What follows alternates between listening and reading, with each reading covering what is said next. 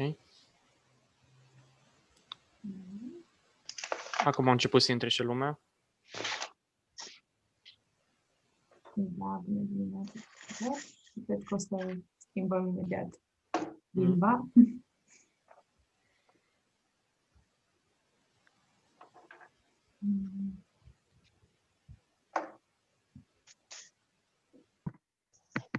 Tot crește numărul ăla, tot crește.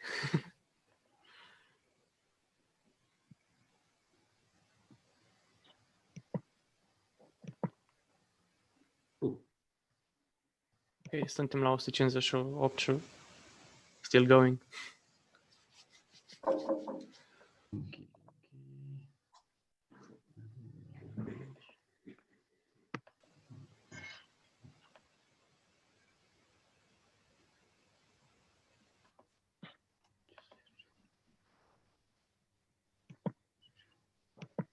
Good morning, everyone. We will start in a few minutes, so please bear with us a little bit more.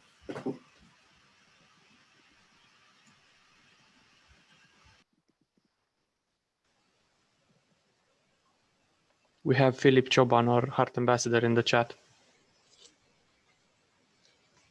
Good morning, Philip. Thank you for being with us.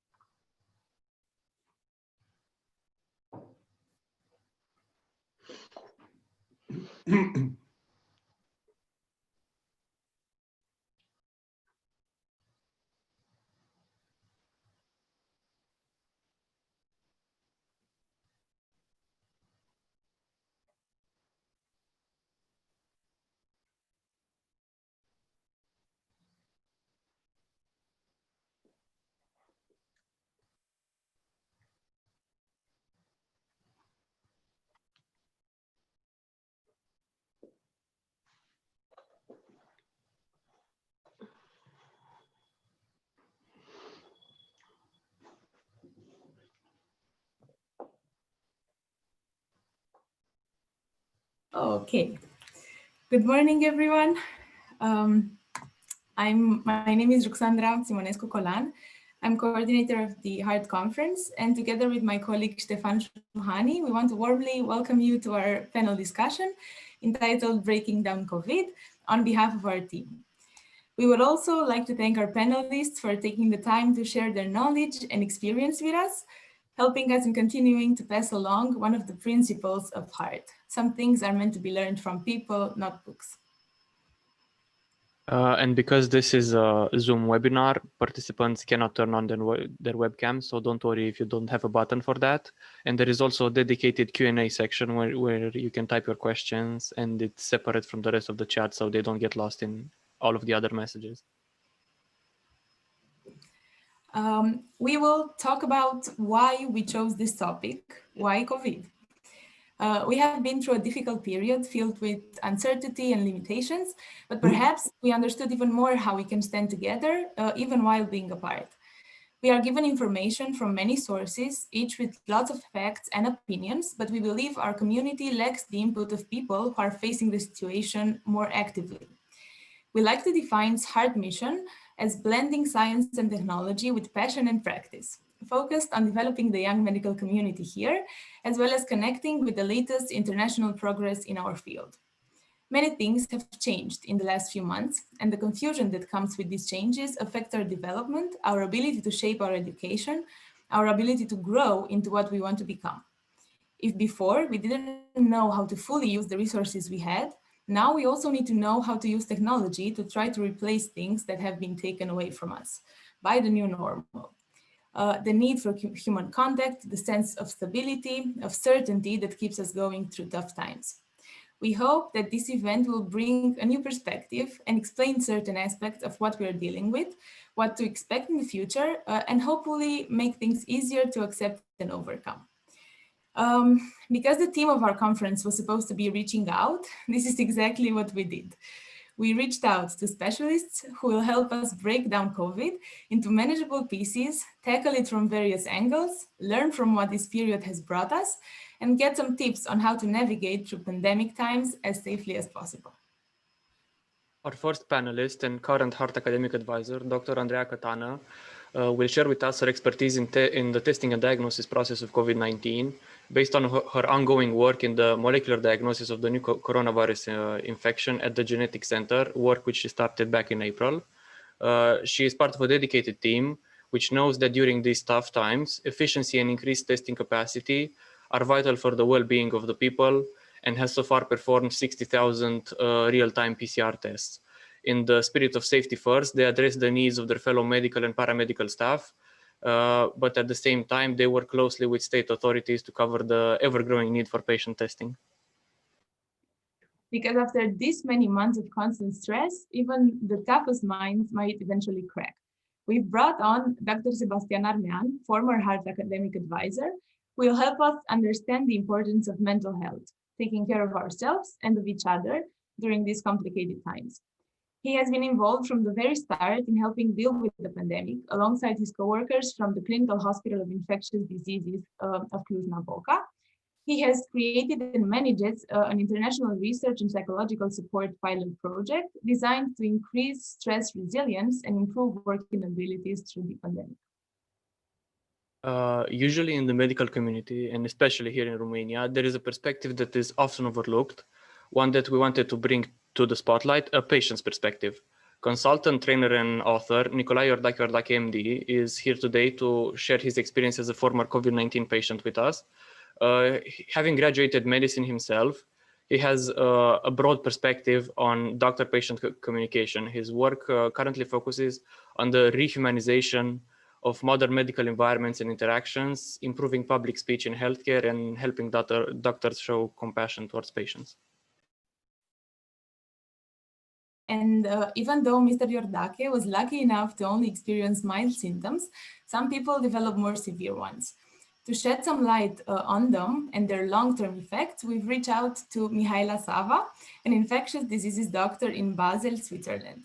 She played a key role in fighting the COVID-19 pandemic, treating severely ill COVID-19 patients, but also following up on them 3 months after discharge, gathering information and working on various articles about the long-term effect of the coronavirus. Just like us, here at H.E.A.R.T, she believes continuing education and research is the foundation of advancing medicine, spending her time both in the hospital and in the laboratory.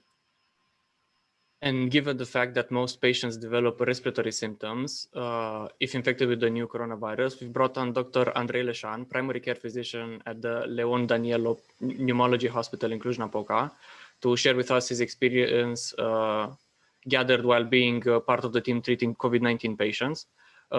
He is also part of the National Transplant Coordinator. He's also part of the Romanian National Transplant Agency. He's a coordinator there, and a strong believer in the fact that healing is easier when you have a goal to fight for. He decided to encourage post-transplant patients by being part of an expedition on Mount Kilimanjaro back in 2017, when we were allowed to go other places. They went on the journey together with trained specialists and patients who had previously gone through transplants to show them that they can be physically active again and that they can aspire to live a life very similar to what they had before the surgery. And because every panel needs someone that's way out there, there was no better other choice than to give the slot to Professor Răzvan Kerekes, public health specialist, even and more importantly in these times, public health educator who tries to cut through misinformation and miscommunication with his unique, creative and blunt social media posts. In an attempt to push forward our public healthcare system, as well as people's understanding of health, As executive director of the Center for Health Policy and Public Health, he immerses himself in conflicts of medical and social matters to improve medical knowledge and medical literacy. Thank you all so much for being here with us today. And now I will quickly go through the format for today's panel. First, we've prepared some targeted questions for all our speakers to make sure we cover all the bases with our multidisciplinary panel. They will have roughly 5 minutes to answer each of these questions. After that, we're opening the virtual floor, just like in the regular conference, to questions from the audience. So feel free to write them down in the dedicated Q&A section. You can address a question to a specific, several, or to all panelists. So let us begin with the first question, addressed to the person with an experience very few or hopefully none of us have, Mr. Nicolae Iordache. As a former COVID-19 patient, can you tell us about how the disease manifested in your case, how you got your diagnosis, and the steps that followed? Hello, everybody. I'm very happy to be here with you. I imagine you are all in the big aula in Cluj, and I'm happy to see you again there. Now, because I am a bit in a rush, I would focus on three things. First is just give you an idea about how things develop, because in these days, with a lot of misinformation, you may even believe that I'm speaking from the grave. So I'm not in the grave. I'm alive. I survived, and it was not that bad.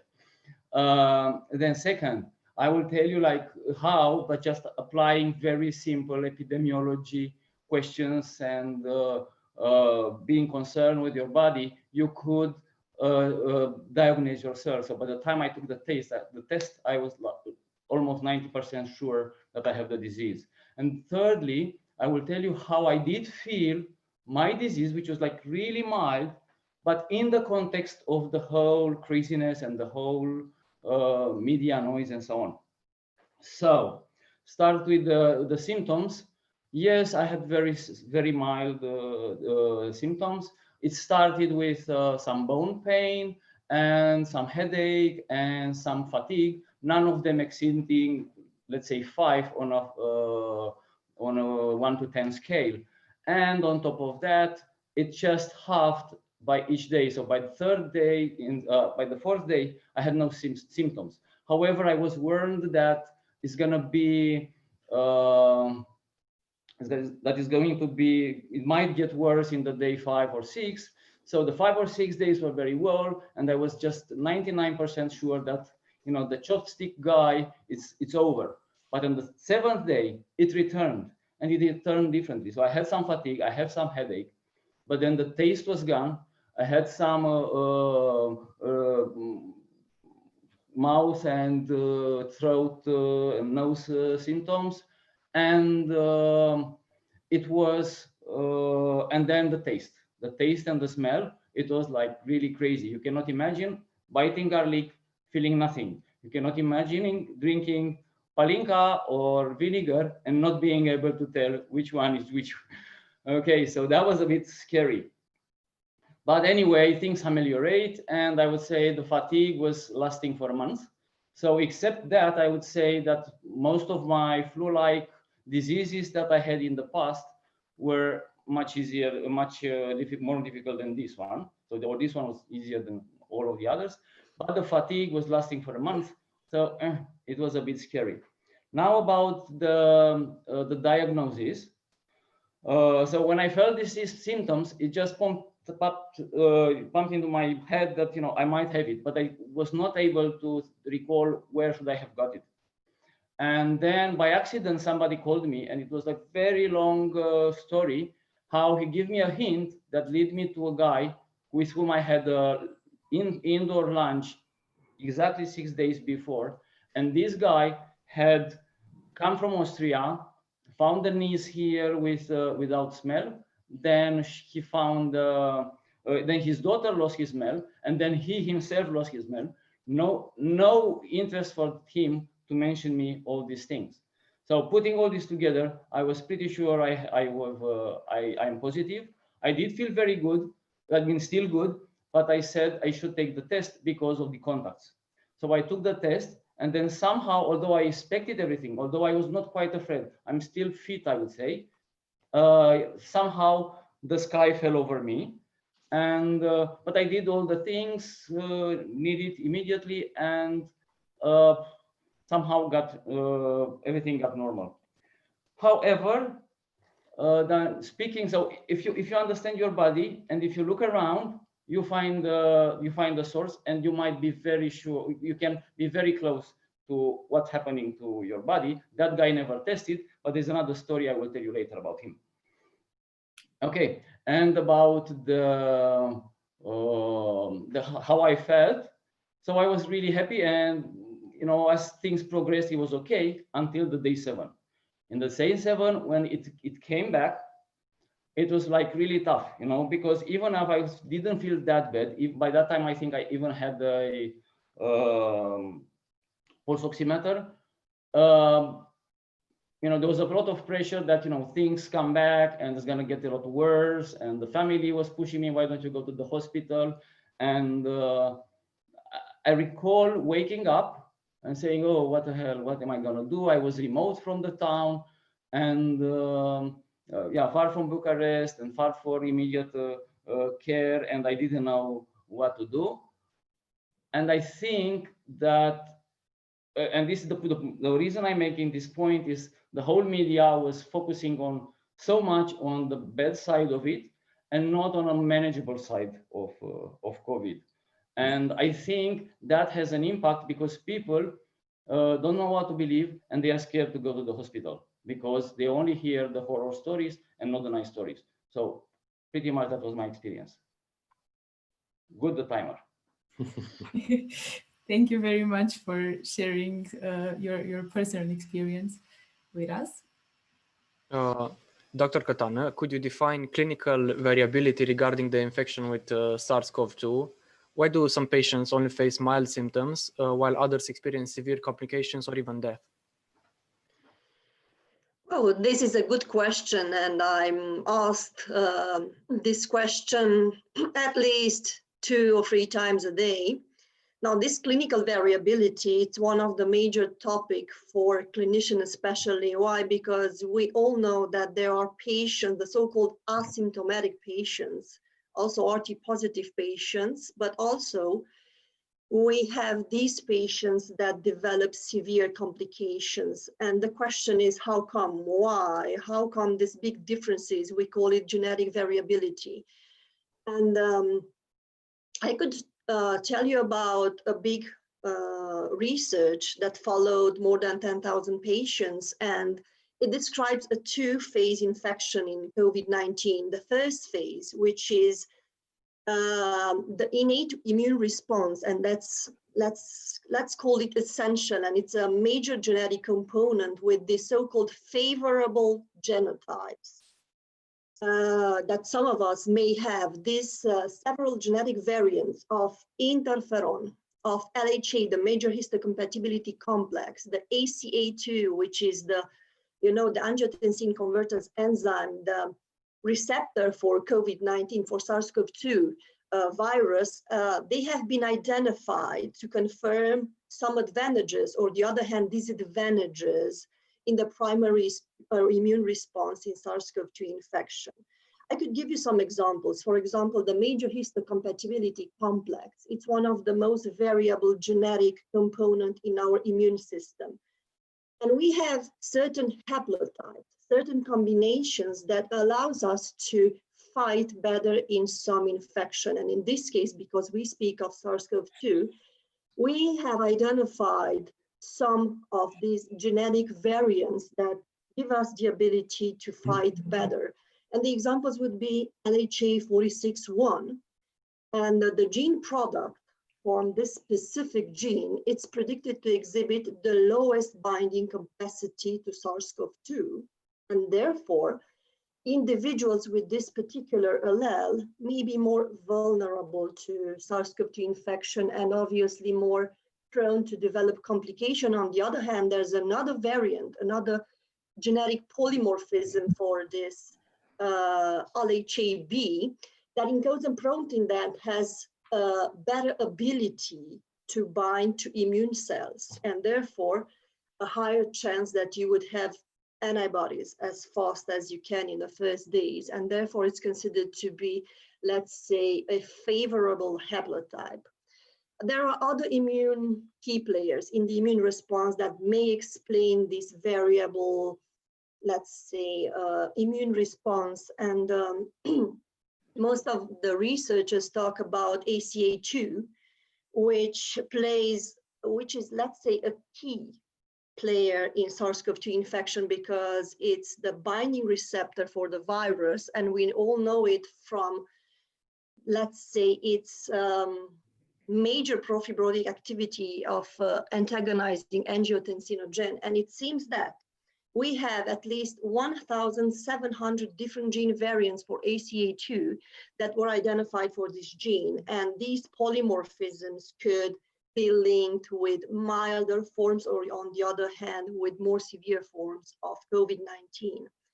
There's a specific point mutation for this receptor that it seems to confer somehow a resistance for the infection, but that's quite rare in general population. Not all of us are lucky to have this gene polymorphisms. And since I only have 1 minute left, I would also mention many other polymorphisms, many other, let's say, gene variants that may explain why in some regions in this pandemic, geographical regions, we encountered maybe more severe phenotypes. I would like to mention 2-like receptor 3 and 4, and they are known to suppress the normal activity of ACA2. And we identified some gene polymorphism, especially in some ethnic groups like in Iran, and they may explain why we had such a high rate fatality in these regions. We don't know the exact, let's say, frequency of these gene polymorphism in general population and also in Romania, but there's obviously a link between these favorable or non-favorable haplotypes that would make us, that would give us the proper ability to fight COVID-19. Thank you. Thank you for your very detailed answer. Now, Dr. Andrei Leșan, from your experience as a clinician working with the COVID-19 patients for months now, whom do you think we can consider as having a mild case of COVID-19, and how can we monitor them properly at home? Good morning. The asymptomatic form, I don't really believe in it. Fortunately, most of the patients do have a mild form of COVID infection and disease, but without proper monitorization of the patients is really complication due to happen, because I don't know, it's not really straightforward disease. It's really variable from individual to individual. So it's really important to have patients being checked at the beginning to see what kind of form, of course it's not really correct to say, but what form of COVID disease they have. And in order to do that, we need to establish some forms of investigations for the patients. We need to at least have a chest x-ray of the patient, of course, all in accordance to the symptoms that the patients have. If they present symptoms and they have a positive test, then it's really important to have them checked, not just to stay at home and wait for the symptoms to worsen or disappear. We need to have a plan for the patients to know how the lung, if the lung is affected, and then by how high of a percentage, in order to make a prediction for the future to see if the patient is a probable candidate for hospitalization or not. And in this matter, it would be really important, and there is a project, a law project, started by the Ministry of Health to involve the primary care physicians, so the family doctors, in order for a better monitorization of the patients with positive tests of COVID. Because at this point, it makes sense that it's really impossible to have all the patients admitted in the hospital, because there are not enough beds for the huge and increasing number of patients that are being infected and present symptoms. So it's important to make a plan and to get primary care physicians involved in the process of monitoring the patients. At this point, we have, every hospital has a list a waiting list for patients that need to be checked and need to be hospitalized, but it's really impossible just for a few doctors that work in the first line of COVID to keep track of everything. So of course, the severe cases, the critical cases will get admitted right away, no waiting period, nothing, because if the patient presents desaturations or has severe symptoms, then it's an emergency situation and the patient needs to be admitted in the hospital. But the mild cases and the asymptomatic cases, as we call them, get a little bit, I don't know, waitlisted. And we need the primary care physicians to keep a track on the patients that have mild cases of COVID, but can potentially become severe diseased and can become I don't know, ill with desaturation, with low saturation level of oxygen and dyspnea, of course, coughing a lot. The symptoms really vary from individual to individual, but we have some central ones, as fever, of course, and loss of taste and smell. But we have a lot of patients with digestive symptoms. We have a lot of patients with any other modifications that can occur in COVID. And the biggest problem at home with the patient is that the microclots that can form during the COVID inflammation can be life-threatening for the patient with COVID infection. So and a plan of treatment for those patients at home, and of course the reimbursement of the treatment, because they are not really cheap to buy anticoagulants at home and to buy medication at home, and they should have reimbursements for the entire medication in order for them to have the treatment administered at home by themselves. So everything should be orally, and the infectious hospital inclusion list started this process, and they have a lot of patients at home with anticoagulant therapy. I know of some friends of mine even had for a few days the anticoagulant treatment at home until the test was came back negative when everything stopped. So it's an ongoing process, and we learn step by step because it's new for everybody. But I think we are doing a good job, and if we get the doctors, the family doctors involved, it will be a great help for us as clinicians, as COVID first liners, to have that help given to us. And I think that answers your question, hopefully. Thank you for your answer. It gives us a bit of hope, really. I'm an optimistic, pathological optimistic. Two of us here. As we've seen in the media and on in general in articles, the management of COVID-19 patients differs from one country to another, even from one hospital to another. Dr. Sava, can you tell us what treatment strategy you've been using in Switzerland, and did it change over time? Good morning, everyone. It's a pleasure to hear you all. I actually, I'm an infectious diseases doctor at the University Hospital of Basel in Switzerland. Hearing the great talks of my colleagues, I realized that I might touch on points that probably are a bit irrelevant or completely different relevant in your setting. Or maybe it's a bit different, and that's absolutely normal in the context of COVID pandemic, where the knowledge, the lack of knowledge for everyone, it's there. We feel it every day.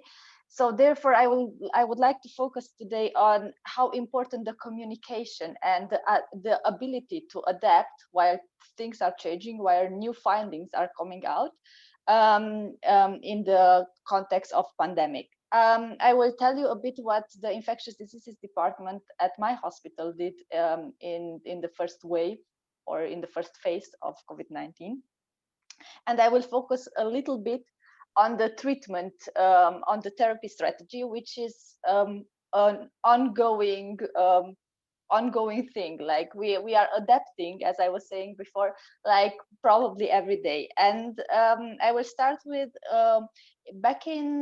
we had the first cases at the end of February here in Basel. We started preparing our strategy in January, like at mid-January, when the first cases were coming out, when the whole media and the science, the literature was focusing on the new COVID cases or the new virus which was coming out from Wuhan.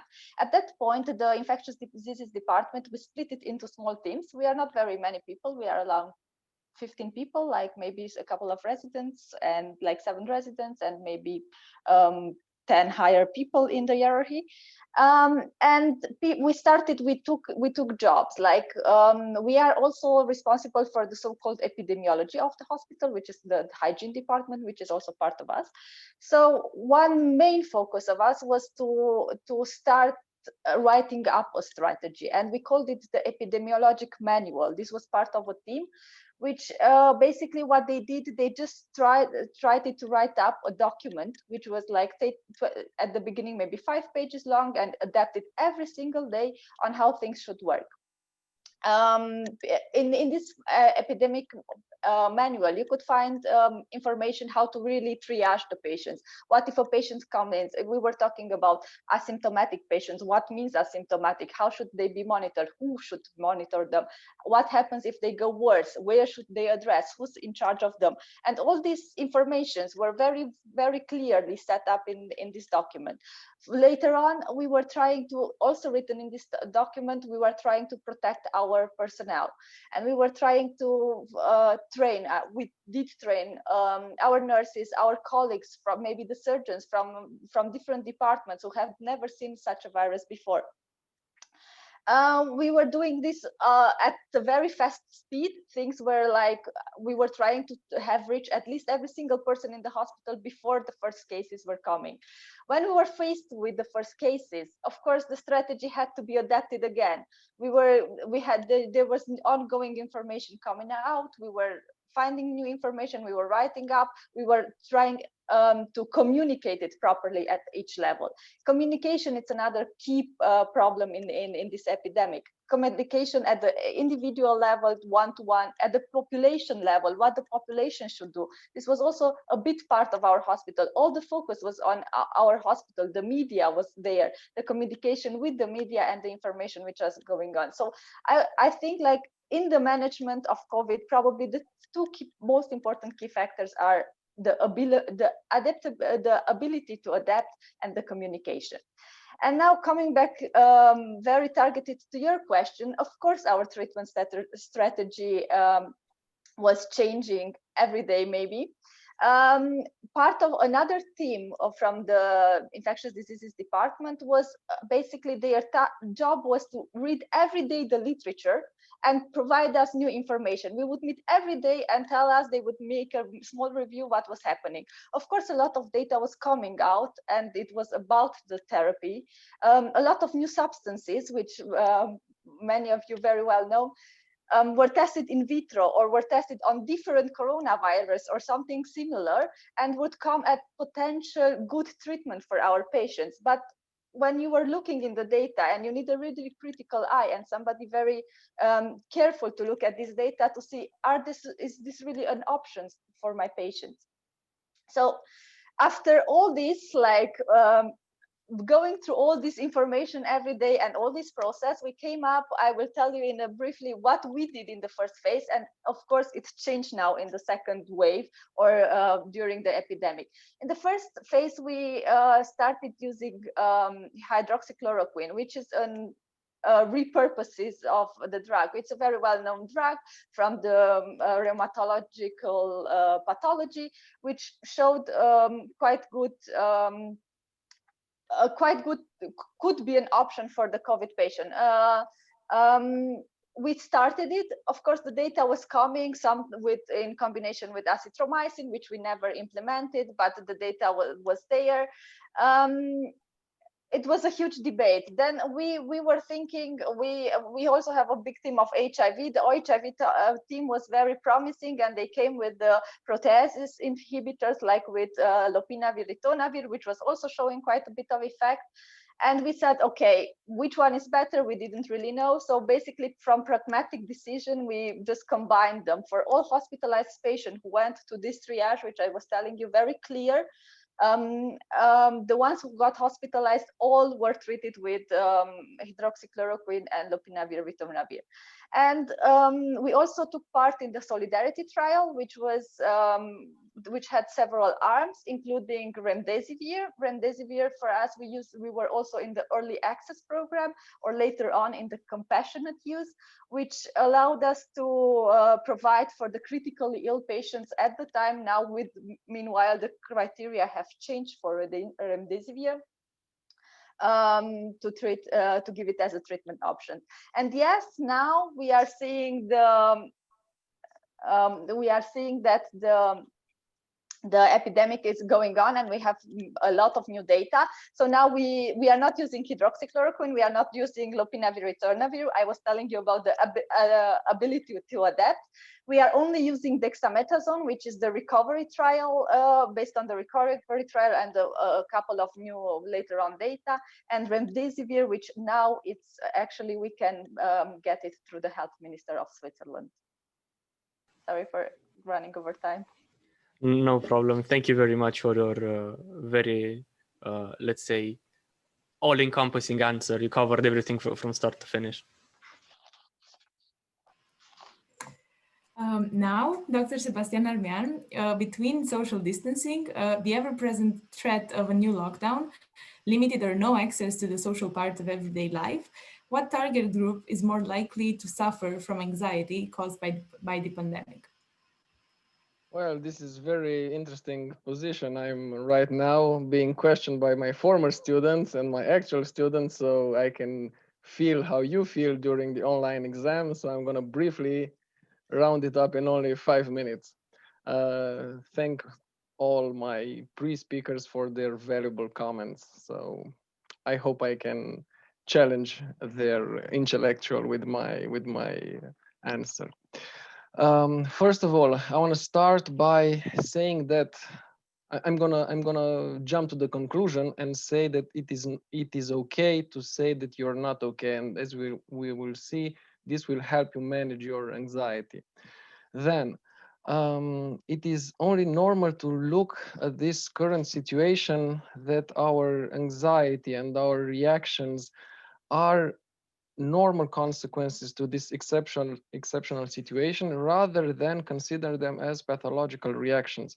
And the clarification must be drawn here, because anxiety is something that we as humans feel as a normal emotion. Okay, then it is important and even more difficult to differentiate where we draw the line between pathological anxiety and all the anxiety disorders and the normal anxiety. So in the studies that have been done during this time, data shown that over half of the respondents rated their anxiety, and even up to 45% of them stated by their own means that the anxiety that they feel, the level of stress that they feel, was exaggerated. Okay, so this is very important, because as we will see, our self-awareness is something that helps us manage. Okay, so when you know that the level of anxiety that you feel is abnormal, or okay, this is a good point. Some even said that the level of anxiety limited their daily life, and there is an interesting study that's shown that in average each of us spend between half an hour and roughly an hour thinking or fantasizing about health problems, health issues and diseases and stuff like that.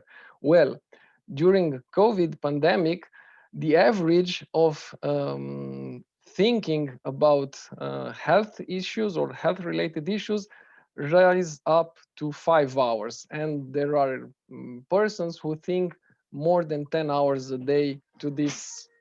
Okay, so if you think of it from 1 hour to 10 hours per day thinking or overthinking, this is very, very this is a lot.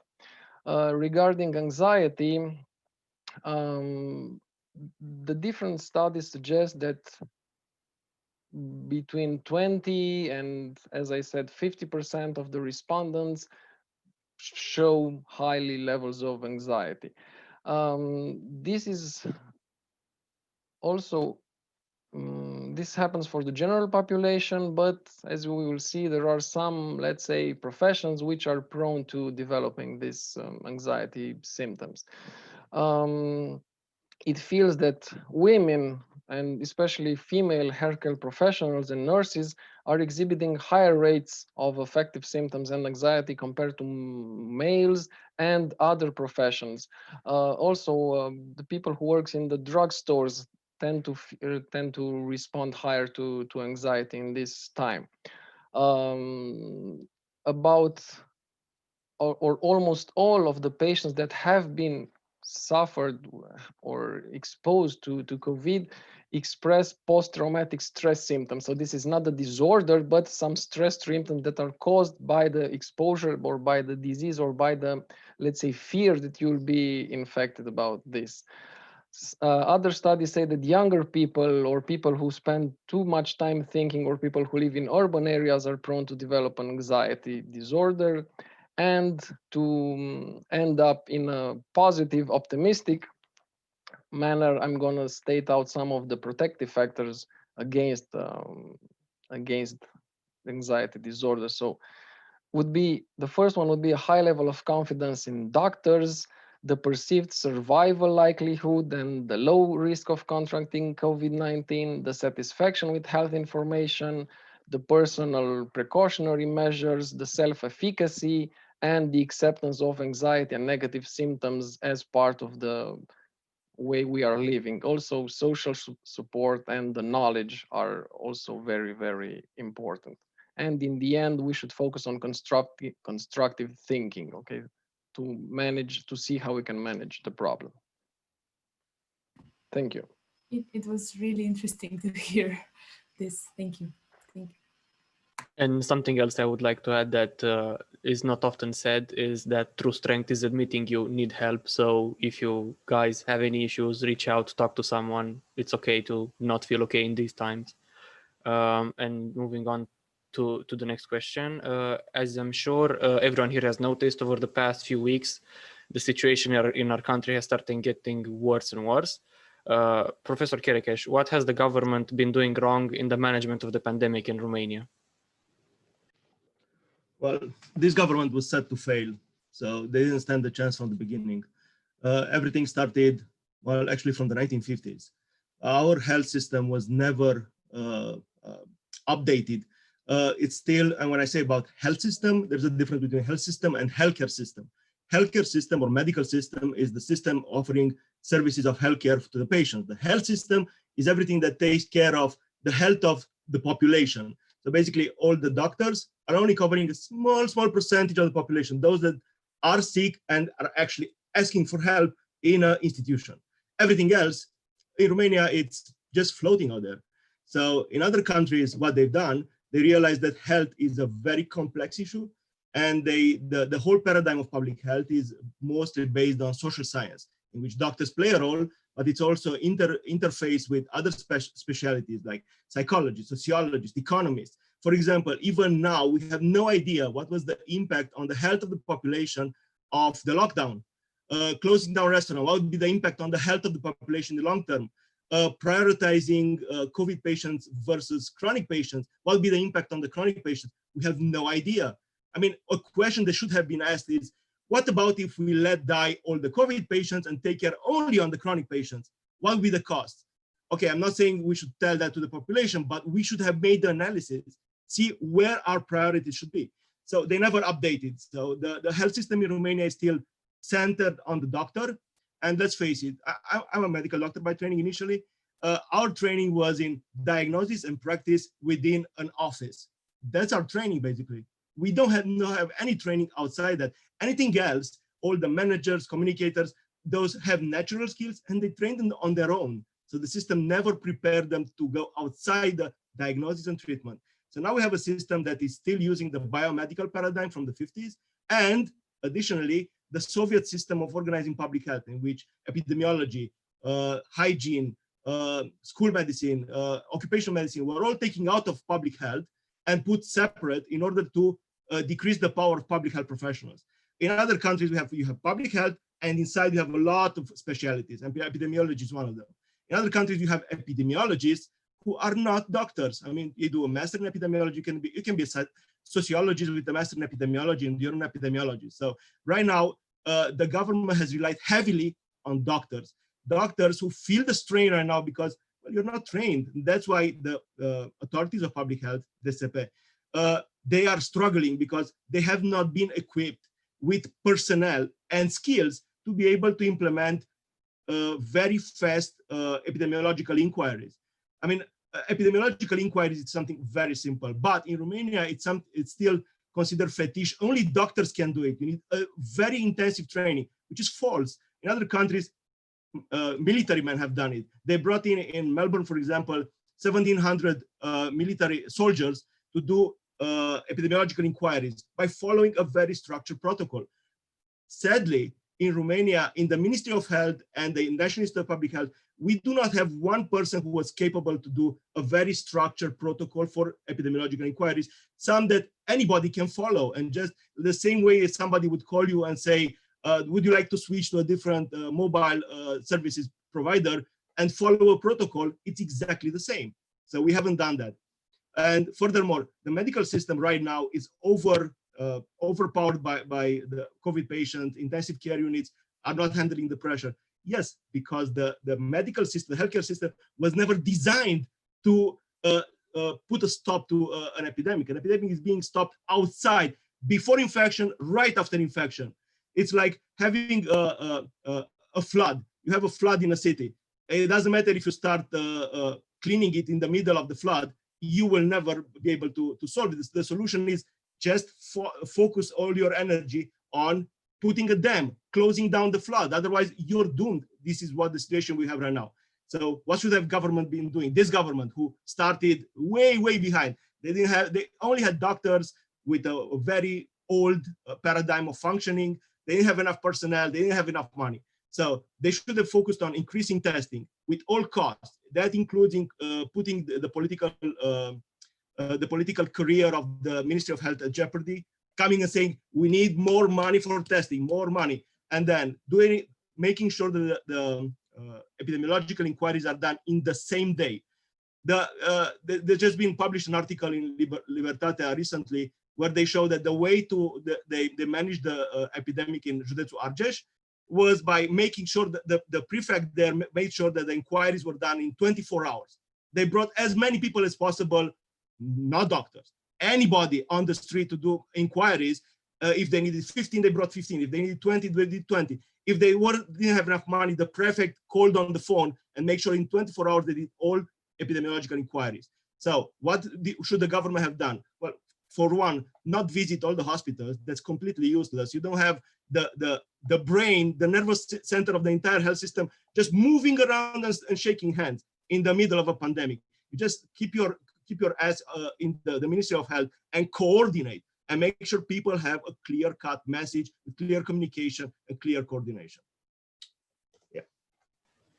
Thank you very much for your answers, and let's hope that some people are gonna change their approach after hearing this message from you.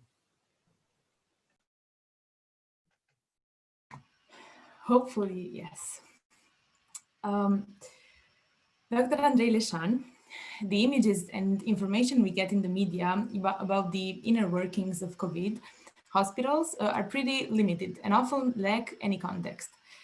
Can you explain how the established hospital circuits work for both patients and doctors? Yes, of course, I can try at least. Epidemiologists didn't really have an important role up until now in our hospitals in Romania. As Professor Kerkes told us before, we are taught differently as we should be. But from March at least, epidemiologists became a really pivot leg for the COVID treatment of patients. So each hospital needs to have an epidemiologist, or at least one, but maybe a team, to establish the specific circuits for the personnel, for the patients, and these circuits need to be a general rule, and it cannot be broken by any means. That's why we have an advantage as a hospital. We have 2 pavilions in our hospital. we concentrated all the COVID activity into one pavilion, which used to have the surgery before, but now it's a full-on COVID pavilion, COVID hospital. It has different and separate entrances for the personnel and for the patients. Us as personnel have a working station from which we go in fully dressed, and we have a dressing station, and we have an outgoing tunnel and disinfectant and a special designated area when we where we undress and leave everything behind, and we go out clean. Of course, clean is relative. It's not a guarantee. And the patients do have separate circuits when they are going into the hospital and when they are going out. Some patients go out at home or to other hospitals still positive, maybe contagious, and some of them are negative. So basically they are cured of COVID. And we have to keep in mind when we are organizing the externation of the patient, when we are letting patients go, which is positive and potentially contagious and which is negative. So we have to organize the ambulances and the personnel in order for everything to fall in line to minimize the chances of infection of the personnel and of course the patients if they are negative, because it's not for sure that they cannot really get reinfected. Antibodies is still an ongoing discussion if it will work, for how long it will work, if it's a real protection against COVID in the future. So we have real circuits established, and we follow these circuits by the rule. It was something of internal approach. Nobody came from outside to tell us this is the way you should do it, because again, nobody knew how to manage COVID, how to treat the patients, how to admit the patients, how to let the patients go. But the team that we have is, I'm really proud of our team, and everybody is making an effort in order to of course, not to get infected themselves at the beginning, and to think about the patient, the patient's need, and to minimize the possibility of infection to the ones who are cured of COVID, or so to say, cured of COVID. It's not really that complicated. The most complicated part is to always follow the rules. Never, in any means, forget about the rules and do something just because it's easier. Because of course, after 6 months, 7 months, you will get tired of everything and doing the same thing all over again. And you just asking yourself, why should I do that? Maybe just one time doesn't really matter. We can go out where we came in, or we can come in where we went out, because it's much easier not to follow the entire circuit. But that's where the problem appears. We had some examples in the hospital in Bucharest, for instance, where personnel got infected because they didn't respect the circuits. That was simple. If you respect the rules, if you respect the circuits that are being in place and thought about, then you shouldn't have any problems. If you take your time, no rush, just use your protective gear and have the patients go out as they should go out. And if they should go out by 12, they will go out by 12, not 2, not 9, then you shouldn't have any problems. But it's a matter of discipline. And I don't know, in some parts, discipline is completely lacking. And I think it's a point that we need to work on in the future for everybody's sake. Thank you. Thank you. Following the rules. Yeah, that's valuable advice. Thank you. Dr. Catana, can you tell us a bit about the testing process? What does a false positive and a false negative test result mean? And what do these results imply for patients? Also, what are the possible consequences of improper sample taking? And can anything happen during transportation that may render the samples useless for testing? That's a really good question. Now, from a geneticist point of view, because we are working also in the laboratory and we face this problem where the false positive and false negative result. So for everyone, I'm talking about the RT-PCR, reverse transcription polymerase chain reaction, that's used for COVID-19 diagnosis. This is the golden standard nowadays. This is what I'm going to talk about with the false negative and false positive result. Now, a false positive result, it's quite rare. And if you look in the literature, it's about 2 to 4% false positive results for RT-PCR in COVID-19. And most commonly, and that's one thing that we have to admit, that false positive result, it's commonly the, let's say, the results of sample contamination. This is the problem. If you don't have the virus in your sample, then obviously you won't have a positive result.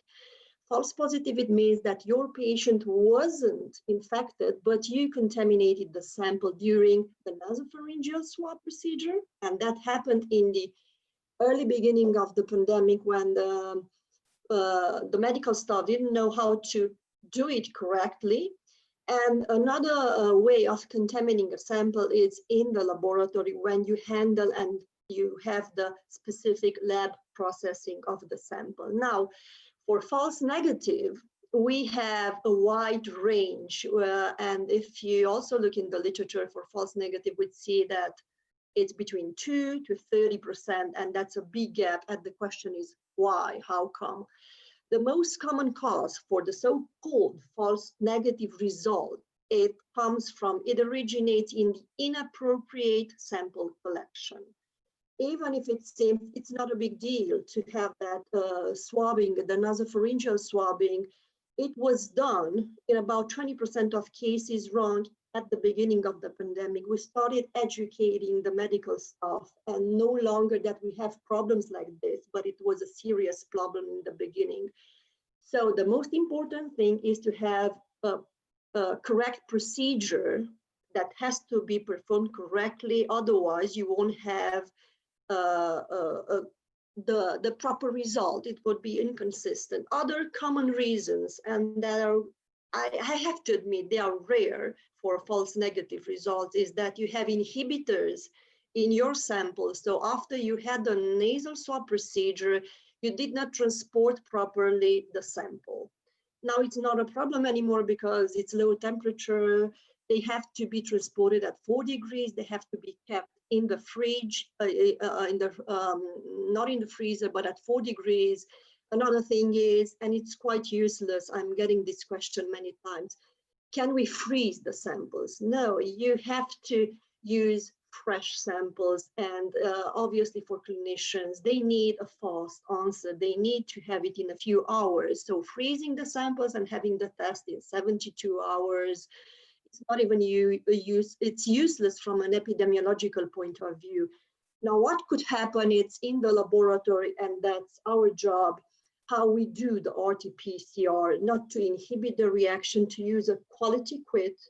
So we need to follow all the regulation and use IVD testing kits that are meant for diagnosis, not for research. But that's not a problem anymore, because most of the kits that are available nowadays are meant to be really specific and really sensitive for this infection. So as a conclusion, the most important thing to get valid RT-PCR results is have to do the correct procedure to transport the probes, and then be really careful in the laboratory. If the virus is there, you would see it with RT-PCR for sure. I don't know if I answered your question, but if not, I'm waiting for questions for the audience or for the other panelists. I think it was very clear, and it once again showed us something that maybe we should have already known. Just like in the case of hospital circuits, sticking to the rules, it's really important. And probably another thing I forgot, there's this myth nowadays that if you get a flu vaccine, then you would get a positive RT-PCR test. That's totally a myth. That's a lie. That's not true. And I'm going to talk about it probably further, but that's just a myth.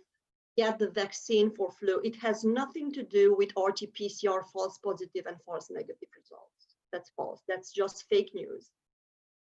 Thank you. Thank you as well. Now moving on to the next question. Mr. Iordache, from your experience, how would you describe the approach of the hospital staff towards COVID-19 patients?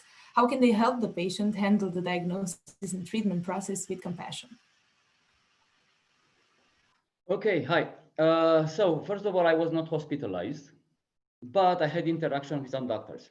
And first I will speak about 3 significant interactions with doctors that they deeply care about me and I was seeking for their opinion. So it was not like, calling a friend and telling, I'm sick. Then I'm gonna speak about an interaction that did not actually work well to give satisfaction to Mr. Kerekesh.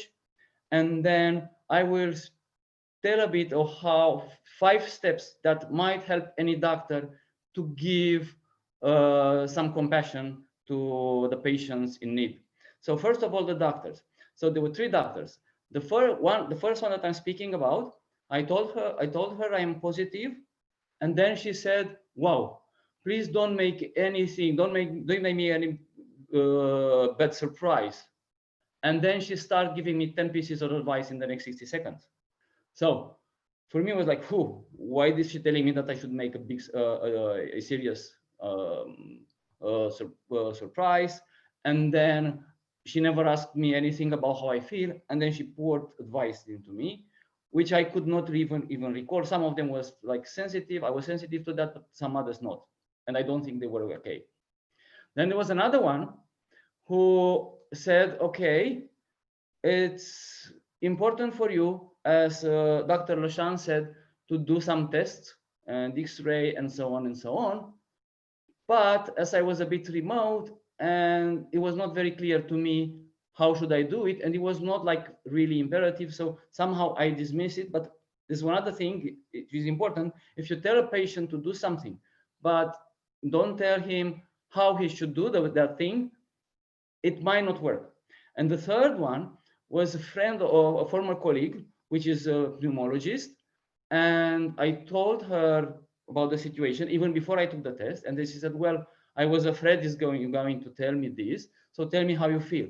So I told her about, I feel pretty much okay. I do feel like I'm short of breath when I try to inhale a lot, but she said, as I said, it might be in my mind, and she reassured me. She said, yeah, it's probably in your mind, but the way I sound, you sound okay. And then she said, now we have 2 options. You either go in the hospital and do what the other doctor told me, or you can stay home and we speak twice daily and we monitor it. And if things happen, then we get you in the hospital. And then I said, but I am like 100 kilometers from Bucharest. Would I have time to go to a hospital? And I said, don't worry.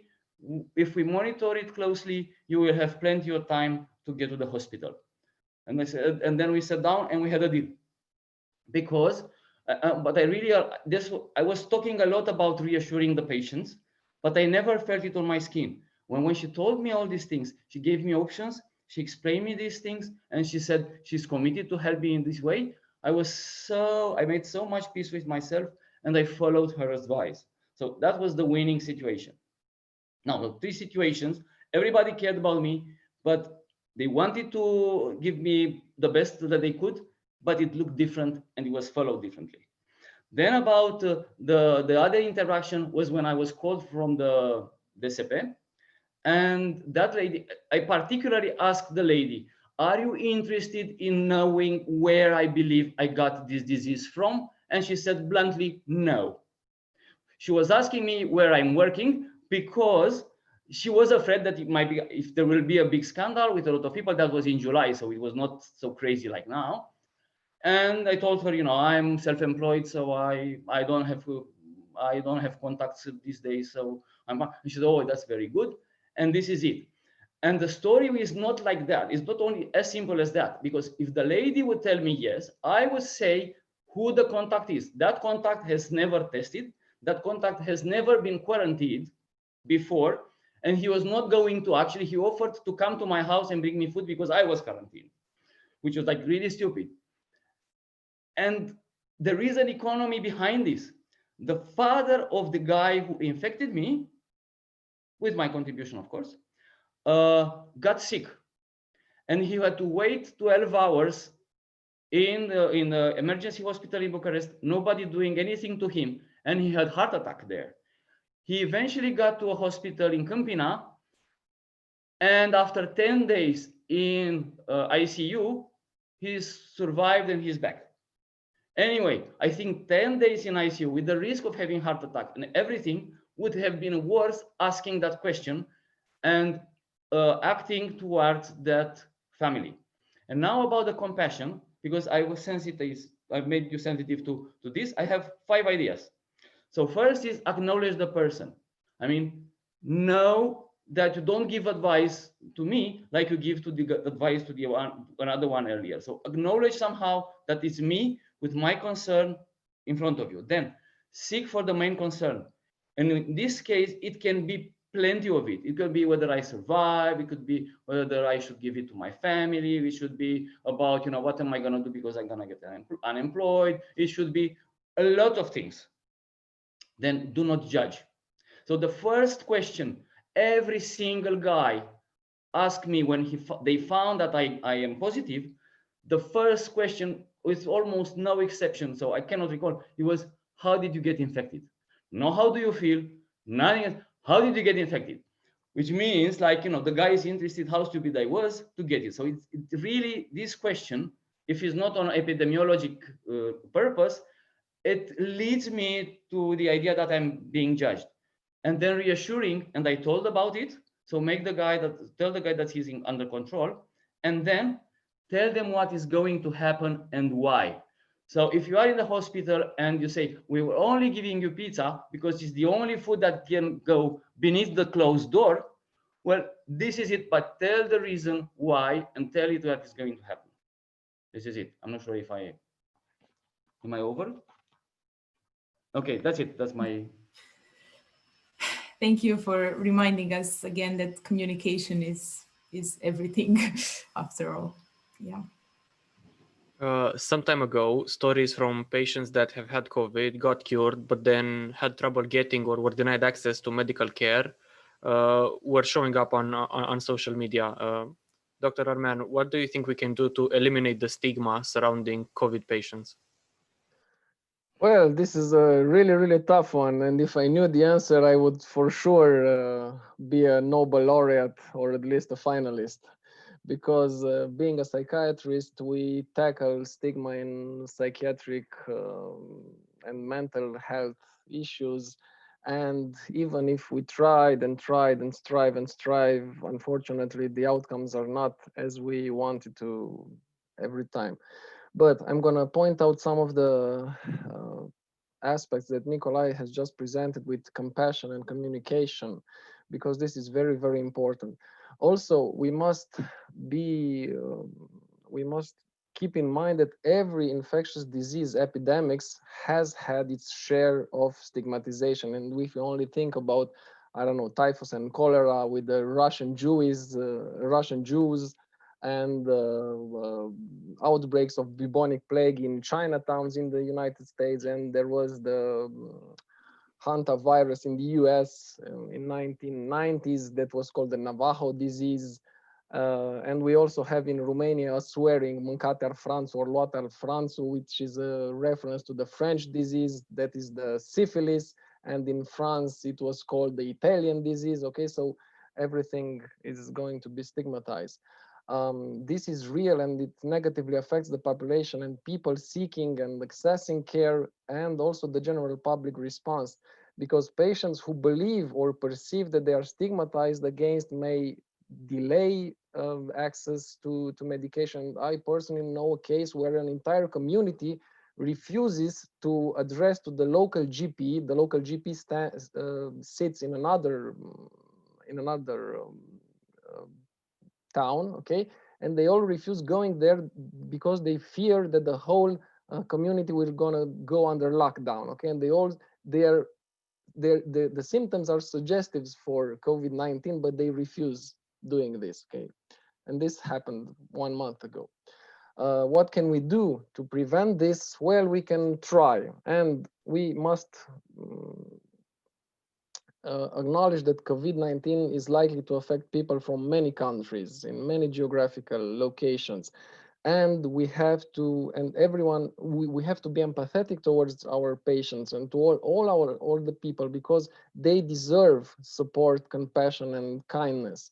Also, we must not refer to this disease or the people who suffer from the disease as COVID-19 cases or victims or the killer virus or the virus killing spree, okay, or the diseased, because we must refer to them as people who have had COVID or people who are recovering from COVID. Okay, it is important to separate a person from having an identity defined by the COVID-19. Then we must find opportunities to amplify the positive and hopeful stories and positive images of local people who have experienced COVID-19, like you're doing right now. Then even for the healthcare workers, they might fear of being rejected by their families, I don't know, neighbors and so on. So it's important for the community to know how to deal with local healthcare workers and to honor them and to recognize their efforts. Also, in order to tackle social stigma, more has to be done in how we communicate about COVID-19, because this is critical. Also, we need a proper health education targeting the public. This is necessary, okay, and this proved to be the most effective in other types of stigmatization, which I'm going to talk about. Again, we should embrace the compassionate leadership that is responsive to staff requirements and needs, and all of this may transcend the limitation of the social distance. Also, I'm going to present some things that we can do.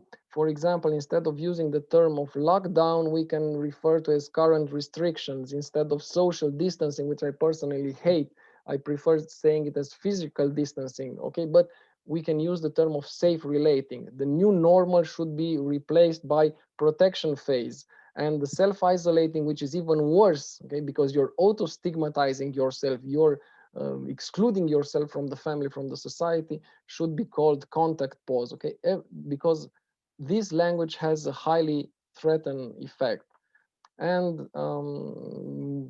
we can learn from the HIV anti-stigma campaigns and what has been tried in the anti-TB stigma campaigns.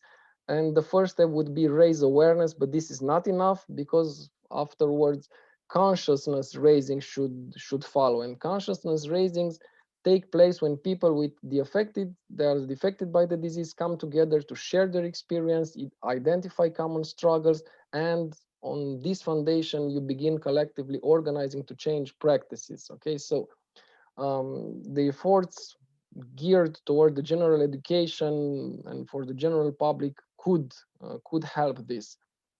There we must acknowledge the important role of the media, because media tends to draw attention only on the negative, only on the spectacular stuff. But we have had columns and pieces and articles and interviews published which honor the medical personnel, from testimonials from patients, okay, and we should encourage this and also present a realistic approach.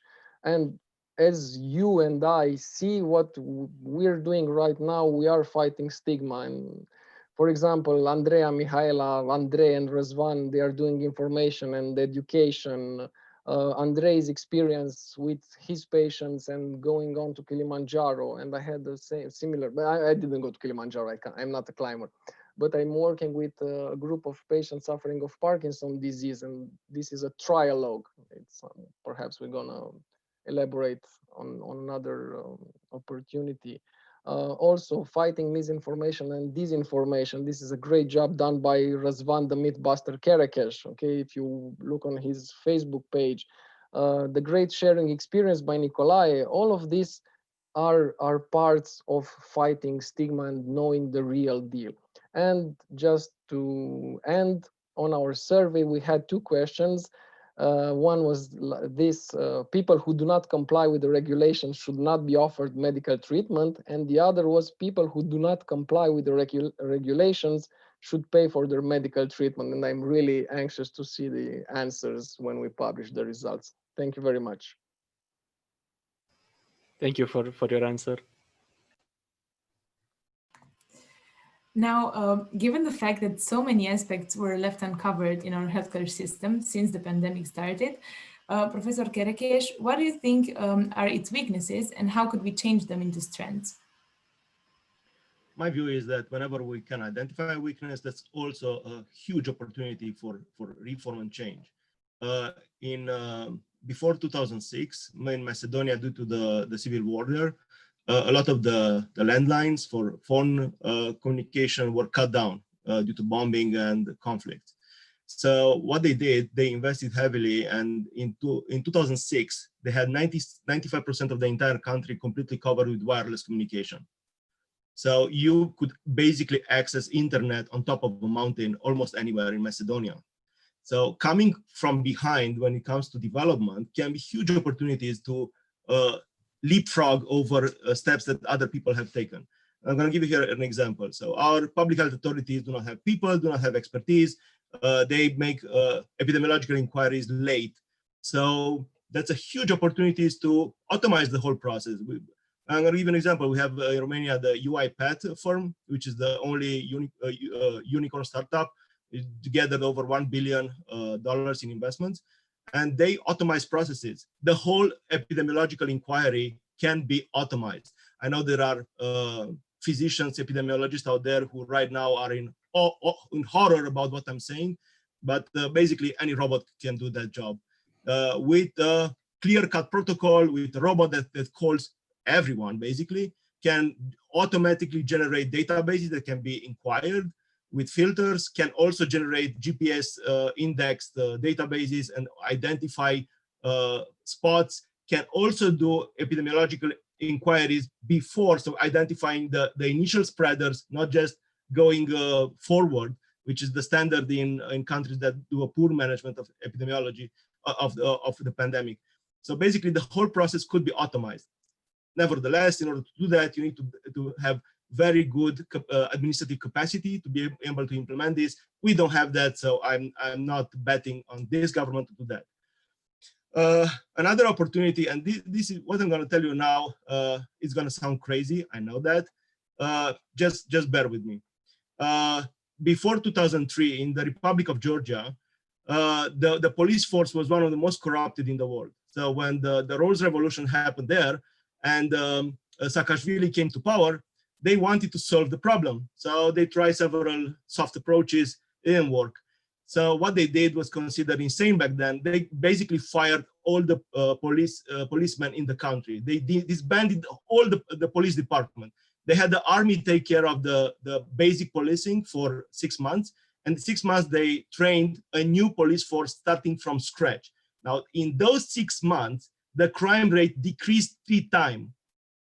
Again, I'm going to say again, without any policemen in the country, the crime rate decreased 3 times, because basically the police was one of the enablers of the chaos and maintaining the process.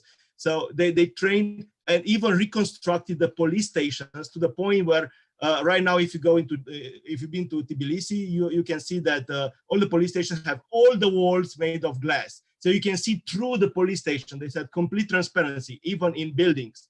Now, we are planning in our department a debate in the following month, whether or not should we disband the whole Ministry of Health, fire everyone, completely disbanded.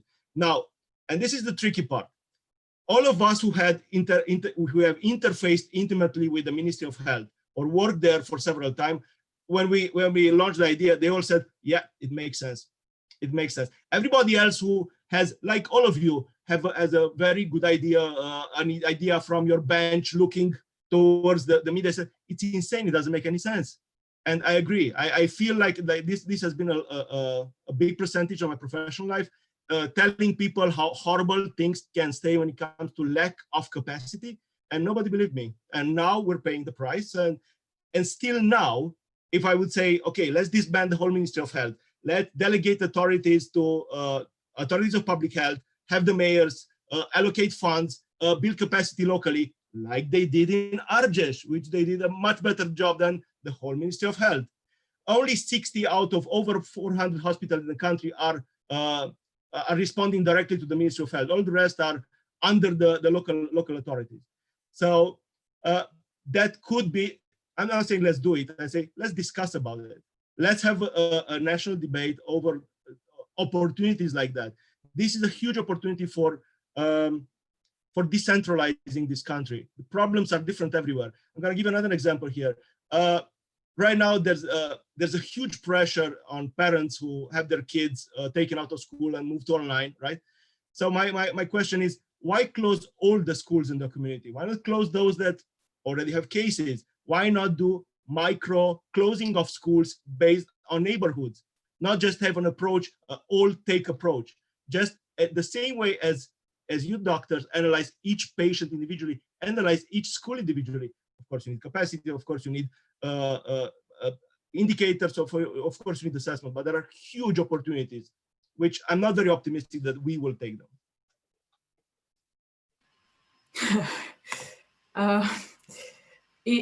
Thank you for being so honest and direct with us. It is something that we really need, I think. And yeah, a national debate about this would be indeed interesting. And also, as a programmer, I would like to thank you for pointing out the huge advantages you can gain from using technology in everyday life and in situations like this especially. And we've also used the UiPath software in some of the internal processes in H.E.A.R.T as well, and it's really simple to use. So if they really wanted to do it, they could. And also moving on to the next question.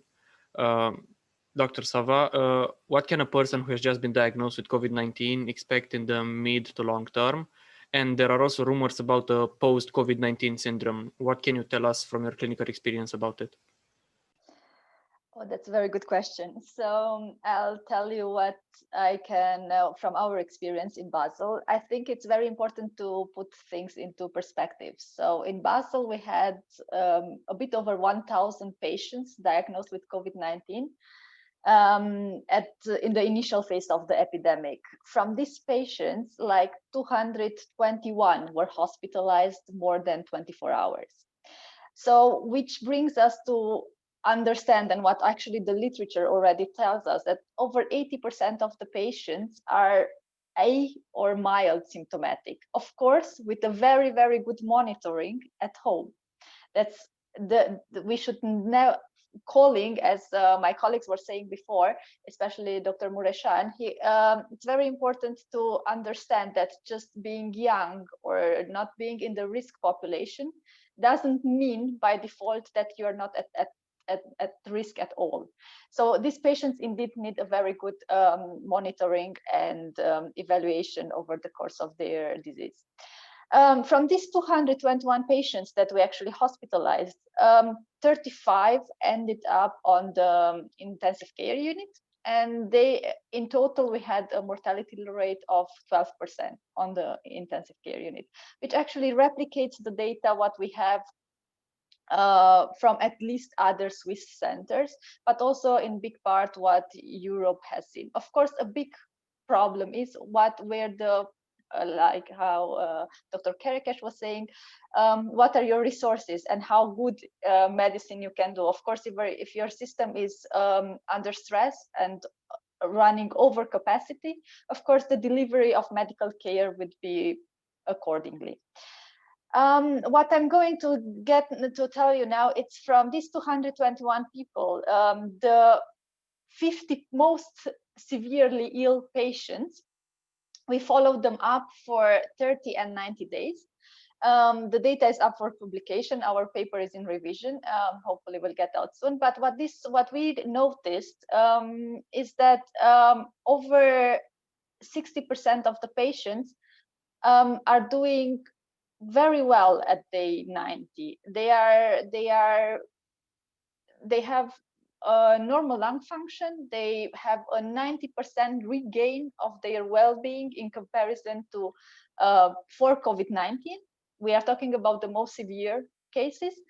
They still have some anxiety. We did some questionnaires on that, and they still at day 90 they do have some anxiety, and they have some fears. Some of them even some physical impairments related to ICU in the big in a big part of them, but also related to COVID itself, which is very difficult to actually examine or evaluate at this point. There's very little data on this. That's why it was when we were writing up the paper, we realized that actually there were 9 studies in total which were following up patients with COVID-19, and actually maximum follow-up time was 28 days. So I guess this shows a lot of the lack or the need of more knowledge about COVID-19. It also shows us that every new information that comes out in the literature, in the media, has to be critically analyzed and has, we say it in German, like to enjoy it with caution, because it can later on it can come out that we need to adapt again and actually revise what we were just saying. What I can also tell you about all these patients is that the biggest question that is for them at the moment, can I get it again? And this is a question we cannot answer at the moment. While seeing these patients, we also did some antibody testing at the day 30 and at day 90. What I can definitely tell you that all these patients developed neutralizing antibodies, which means, to the knowledge from or extrapolation from other diseases, is that these patients shouldn't get the disease again. We all have heard about the case in Hong Kong who actually has been reinfected, and actually more data appears in the literature. What we tend to see is, even if they get reinfected with a completely different virus, let's call it this way, so still SARS-CoV-2, but genetically a bit different, they tend to have a mild or asymptomatic evolution of the symptoms. If this is true, we will have to see. The time will bring it. It will show us the evolution. What is important to say that it's communication. It's important to each level, and patients need to feel that they are in care. Somebody's caring for them, and if something comes up, they can address their doctors, the medical system, wherever. This is the biggest fear, and it's also important to be very fair to them, to make them understand that as much as they don't know, we don't know either as physician, and it's the situation itself brings us in the same boat, and we are on the same side, but we will do our best to provide them with the best medical care, to the best knowledge, to the best updated information we have at the moment. Thank you very much for your answer. If possible, I would like to add something for Dr. Sava, because she opened the Pandora's box with the reinfection. And from a geneticist point of view, I would like to say that all studies at this point, we don't have the proof that we have different strains from a biological point of view. I would like to say that we maybe have some clades. So we have anomalies in the reference genome, but that's not enough to consider that we have new strains. And from a geneticist point of view, I think that the reinfection at this point, it's probably because we didn't get the neutralizing antibodies, like Dr. Sava says. So at this point, yeah, I think it's too early to say that we have different strains and we have the possibility to reinfect with different SARS-CoV-2 strains of COVID-19. I think it's too early to say that. So probably it's the immune response at this point, but maybe the virus will change. It's an RNA virus, it's really long, and it suffers about 2 mutations every month, but most of these mutations have nothing to do. It's just the natural evolving of this virus. So at this point, we don't have enough proof to say that we have 2 or 3 or many types of strains for SARS-CoV-2. Thank you.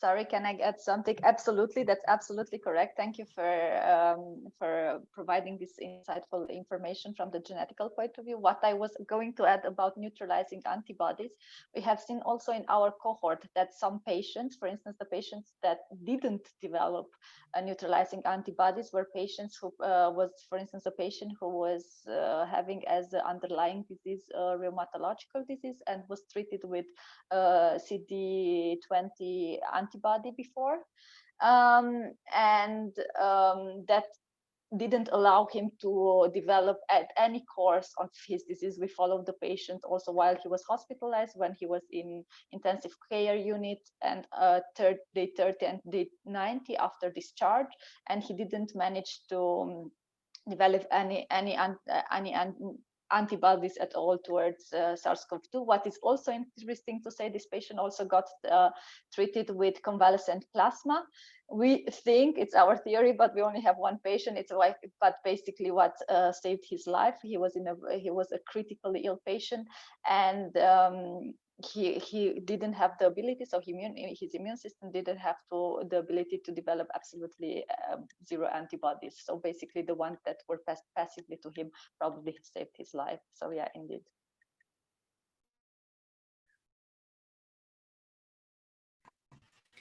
Thank you so much to all our panelists for such insightful ideas discussed until now. We will take a 10 minutes and 24 seconds break now for everyone to take a cup of coffee and let everything sink in. We'd like to remind you that the Q&A session is coming shortly after the break. So we invite you to please type your questions in the chat. And you can also upvote questions that have already been asked if you agree with that question instead of typing it up again. And it will also help us see what questions you guys are more interested in. And we're also doing a raffle where 15 lucky participants will win a goodies bag from our team.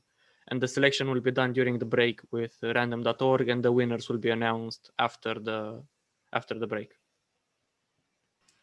And as we believe in taking our education into our own hands, we hope you will all make use of a 20% discount you have for all books from Books Express until the 31st of December this year by using the code H.E.A.R.T 2020 that we will write in the chat also whenever you're gonna wanna buy a book.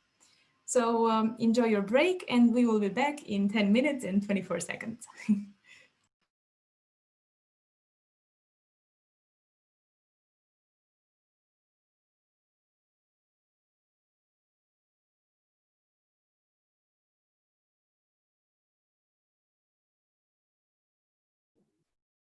Merge bine.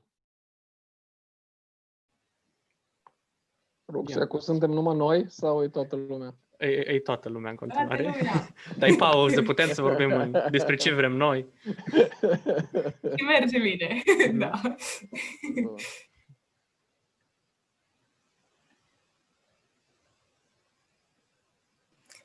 Cum vă spusesem și cum doamna doctor Cătanu a făcut deja, sunteți oricând bineveniți să și interveniți dacă aveți diverse idei sau comentarii de făcut. Păi nu, de-aia am zis că lăsăm acum fiecare să-și spună, să-și facă numărul, că oricum se leagă foarte fain, îmi place cum merge.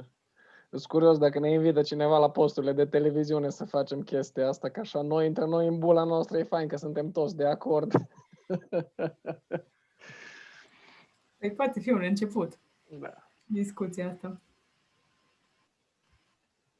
Apropo de stigma în psihie, asta era problema. Deci pe la toate școlile, trainingurile la care am fost, și panel experts și astea, toți eram de acord, numai că vorbeam noi între noi și din când în când mai venea câte un prieten care era în presă și scria o jumătate de articol că nu o să încerca să facă chestia aia. În rest e foarte greu de pătruns. Și ce zicea, bine, asta nu prea se poate din cauza limitărilor epidemiologice, dar ce zicea proful Sartorius, care a fost director al Organizației Mondiale a Sănătății pe partea de mental health și președinte a Asociației Mondiale, deci ei făcuseră un program, el stă în Elveția, acum la Geneva, și face tot felul de cursuri, traininguri pentru rezidenți și pentru tineri psihiatri și cursuri de leadership și zicea că ce o propus el la un moment dat, singura soluție pe care el o consideră viabilă este ca cei care își doresc să devină medici, pentru că noi am făcut un studiu în care se observă că studenții la medicină au o rată de stigmatizare mai mare decât populația generală, ceea ce te aștept să fie tocmai invers, nu? Că te gândești că, avem în minte nevoile oamenilor, îi înțelegem, nu știu ce. Și asta nu numai pe populația României, deci da, așa e demonstrat. Și atunci zicea că trebuie cumva să ataci mai din spate problema și el crease niște grupuri în care studenți de la liceu, an terminal, deci un 17-18 ani, să însoțească timp de o săptămână un pacient cu tulburare psihică și să vadă exact ce înseamnă pentru pacientul respectiv să meargă la medic, să-și ia rețeta de la medicul de familie, să se urce în mijloacele de transport în comun.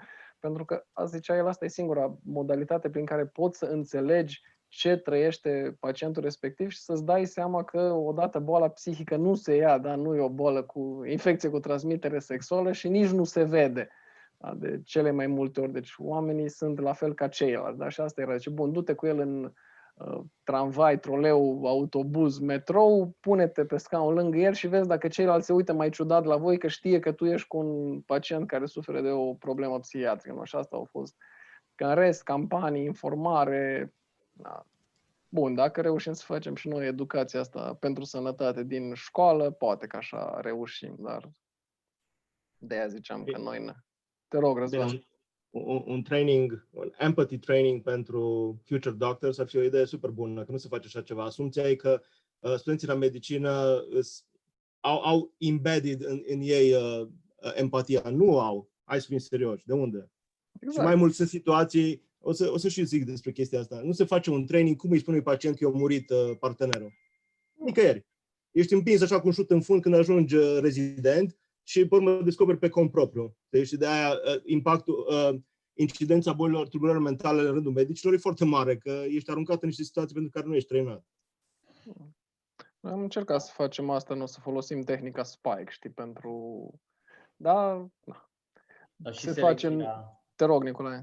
Și selecția studenților la noi este pur cognitivă, adică doar știe să răspundă, să cunoască niște materii care, by the way, nici nu sunt atât de esențiale, adică nu te folosești de tot ce te înveți tu. Pentru biologia, hai să zic, dar fizica aia nu prea se regăsește pe acolo. Partea din chimia pe care o înveți nu se regăsește în ce faci tu în viitor ca doctor, dar în rest să fii pregătit pentru emoțional pentru asta și să te ajute să-ți dai seama dacă ești bun, că din procesul ăla nu e numai unul ca să spună tu ești bun și tu ești rău. Deci încerci să înveți și tu dacă ești potrivit pentru așa ceva, una la mână. Al doilea rând, apropo de exemplul tău cu pacienții, sunt cu însoțitul pacientului prin tramvai. Vreo două universități au făcut programe diferite. Unii dintre ei au prima cum să zic, imersiunea în facultate a fost să aibă grijă de un pacient sau să meargă la un cămin de bătrâni și să facă munca de îngrijitor de acolo și să înțeleagă tot prin ce trec și ce înseamnă asta și ce grijă au oamenii ăia și tot așa. Și în felul ăsta oamenii vin pregătiți pentru altceva. Noi validăm până în anul 3 numai competențele cognitive. Și după Asta ce zici tu cu partea de voluntariat, am verișoară în Germania, nu a reușit să intre din prima la facultate și ca să câștige puncte în plus, au făcut partea asta de voluntariat în centre de vârstnici și tot felul de ONG-uri, tocmai ca să scoreze mai bine să poată să intre. Noi avem acum la facultate un curs de comunicare medicală care se face în anul 1 și, să zic, atacă problemele astea. Da? Iarăși, ar trebui și în partea asta de educație medicală continuă să se repete treburile astea, cum să comunici, cum să livrezi, cum să știi să asculți de ceea ce mi-ai zis, Nicolae, cum astea sunt camândei, știi, că wow. Da. Deci așa, din păcate. Da, absolut. Și în Anglia, de exemplu, periodic ai un 360 în care își dă părerea despre tine și dau părerea despre tine și pacienții, și colegii, și superiorii, și subordonații. Și cam toată lumea spune cam cum te comporți tu, știi? Și dacă nu ești bine, te mai trimit, te mai instruiesc, adică cumva ai și tu grijă de toate alea, că știi că la un moment dat vin înapoi, plus că te și ajută, adică nu e suficient doar să ai intenții bune și să vrei să ajuți, să vede, să simte asta, dar felul în care o faci, transmite prospete către oameni. Și apropo de asta, apropo de compasiune, era o chestie care am vrut să o zic, dar mi-a scăpat în goana așa fără aer. Trebuie dezvoltat în primul rând un mecanism prin care să existe și să vizibilă compasiunea pentru personalul medical.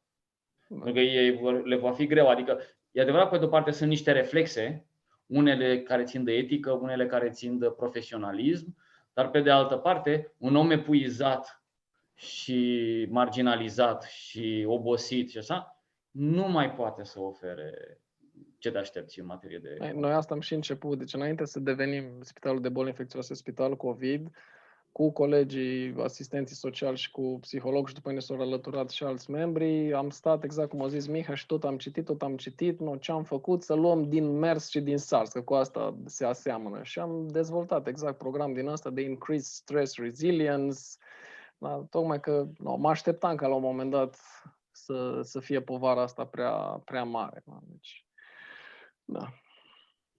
Dar de acord că este loc de mai bine. Ideea e că adică, nu prea facem pași.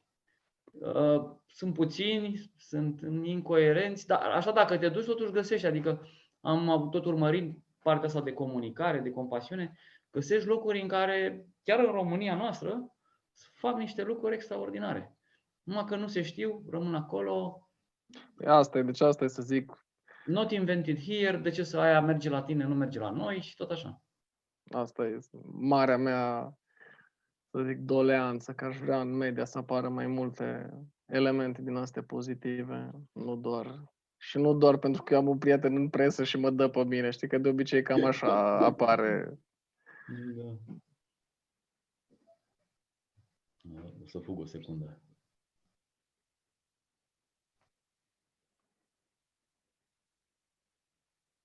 Ruxi, vezi cum se stimulează discuțiile în coffee break.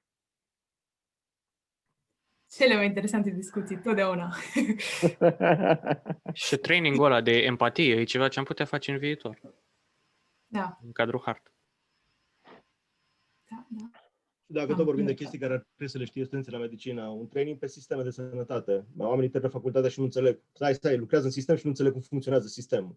Nu înțeleg cum se fac politicile de sănătate și tot medicii s-ar să contribuie la cum se fac politicile de sănătate și politicile fie făcute de juriști care nu înțeleg deloc și sunt proaste, că nu au legătură cu sistemul, fie făcute de doctori care nu înțeleg cum se fac politicile și sunt proaste, că nu se pot implementa. Deci fie de idealiști, fie de pragmatici. Nu există training pe zona asta. Iarăși, noi este training pe comunicare în sănătate și nu vorbesc comunicare medic-pacient, care știm cu toții cât de bine se face, ci comunicare cu mediul exterior.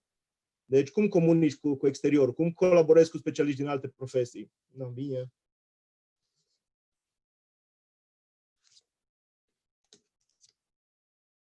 Păi cam asta e unul dintre principiile de bază, zicem așa, la H.E.A.R.T, asta cu interdisciplinaritate și sperăm să prindă chestia asta și la noi, că întotdeauna echipele mixte, cu oameni de mai multe specializări și din mai multe domenii, produc rezultate mai bune decât cineva care încearcă să facă toate lucrurile.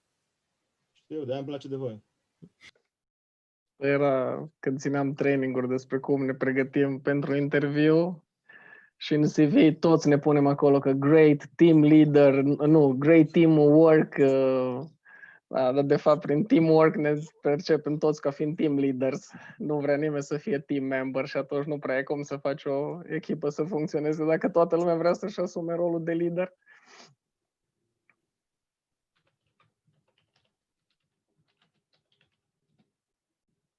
Asta e o chestie care în rândul programatorilor, toate chestia asta cu management și leadership e mult mai openly debated și discutată, pentru că se insistă foarte mult pe partea asta că nu trebuie să-ți dezvolți numai hard skills, trebuie să-ți dezvolți și soft skills în cadrul unei companii, pentru că la un moment dat să ajungi în punct în care trebuie să interacționezi cu oameni care nu sunt de aceeași expertiză ca tine și trebuie să știi să vorbești cu oricine despre ce trebuie să faci. Mai este o chestie. Mai este o chestie.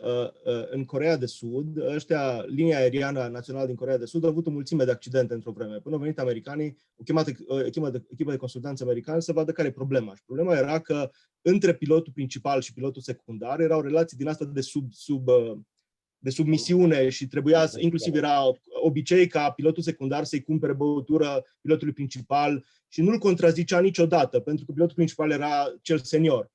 Și au introdus americanii cultura colegială în care pilotul secundar putea să-l introducă, să-l întrerupă, să-l oprească dacă vedea că ceva e greșit. Ăsta era rolul lui, de fapt, acolo. Și, practic, la ora actuală, Coreea de Sud are una dintre cele mai sigure linii aeriene din lume. Rolul asistentelor în sistemul medical românesc, o oaie, că la noi doctorul îi Dumnezeu și nimic nu-l contestă niciodată. Și foarte multe asistente au rețineri să zică, domnul doctor, vedeți că nu v-ați spălat pe mâini. Și a spus mâna pe pacient. Domnul doctor, vedeți că aveți nu știu ce, că dacă îi spui acum, știți și voi cum reacționează unii dintre colegi. Nu se face training pe echipă în care să vezi asistenta ca și colegul tău. Unele dintre asistente au personalitate în exces și dau de pereți cu doctorii, dar sunt minoritate. Un sistem nu-l faci cu o minoritate cu personalitate, îl faci cu regulă. Da, a fost într-un spital, e cazul doctorului Pronovost din America. El a făcut o chestie cu 5 pași pentru cateterizare și a scăzut rata de infecție din spital cu, nu știu, la vreo 40% sau sub, habar n-am, nu știu, enorm. Păi ce se răia economie într-un an de vreo 40 de milioane de dolari. Numai de 3 ori. De 3 ori rata de infecție. Și asistentele verificau checklist-ul și trăgeau pe mână de doctor. Da. Că doctorii nu verificau. Apropo de chestia asta, înainte de pandemie, infecțiile nozocomiale, a fost mare scandal cu H.E.A.R.T, cu spălatul, cu nu știu ce.